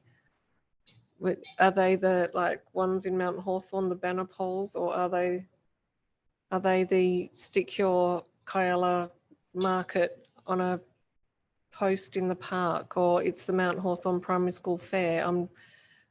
I'm happy to take it on notice. I just would like some clarity about what are banner poles, because for me they are the city's banner poles up a high street, as opposed to, are we saying we're no longer accepting any community groups putting a couple of stakes in the ground with a, effectively, is this because eco signs have arrived in the city of Vincent? Through you, Mayor Cole, yes, I believe that is the reason, and we're no longer hiring out these banner poles. If a community group came to us, like we sometimes get for the school holiday clinics, they can put in a request for a community sign. So we're not preventing that, and that would be considered under our new development on city-owned and managed land policy, which covers, so that's still in draft, but that covers community signage. So we wouldn't be preventing that. This is just recognising that we currently don't hire out banner poles anymore, but we can clarify That's fine. what If it's covered off in the signage policy and community groups can still do that, that's fine. Centenary birthdays. I know this, look, I can understand moving away from weddings, but centenary birthdays, we don't, we do need to acknowledge our seniors. And I, in my time as mayor, have acknowledged 2 centenaries. I think that, can we have some guarantee that if we do away with this policy, we can still do the centenary birthdays? Or are you seeking to remove any celebration of that whatsoever?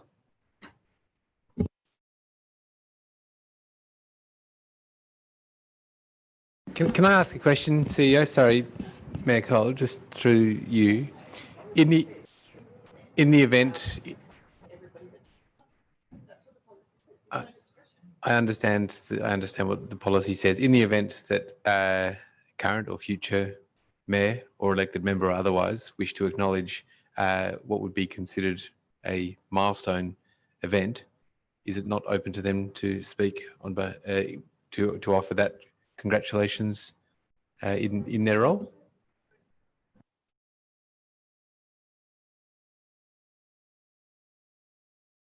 And it doesn't, look, it doesn't go to every what do we call them? Centenarian?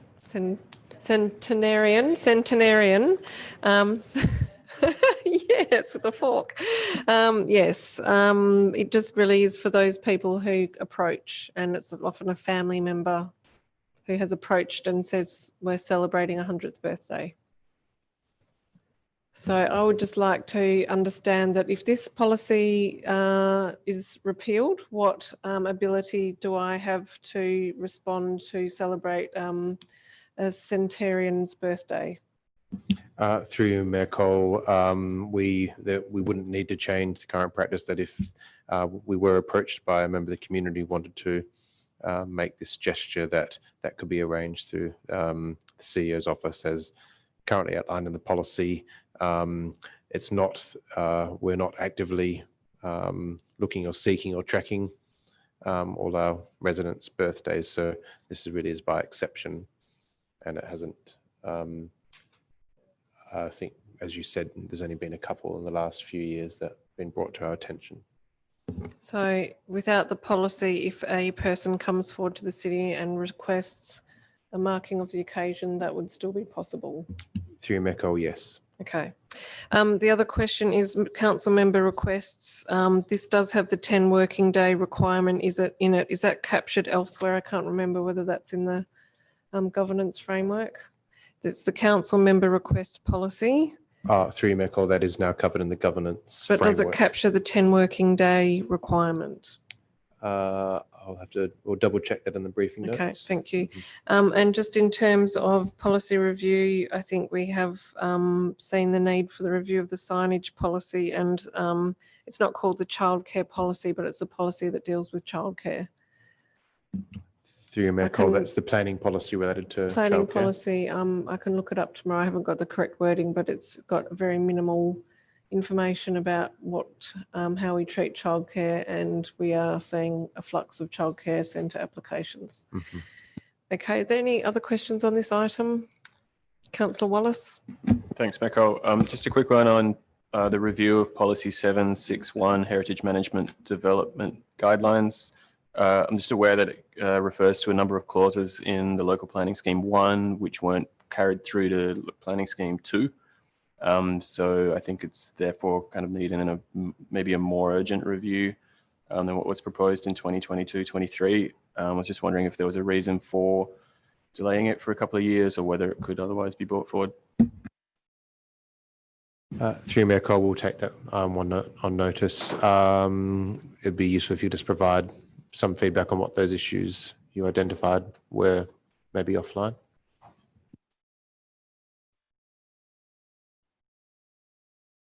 Policy review, anything further? Okay.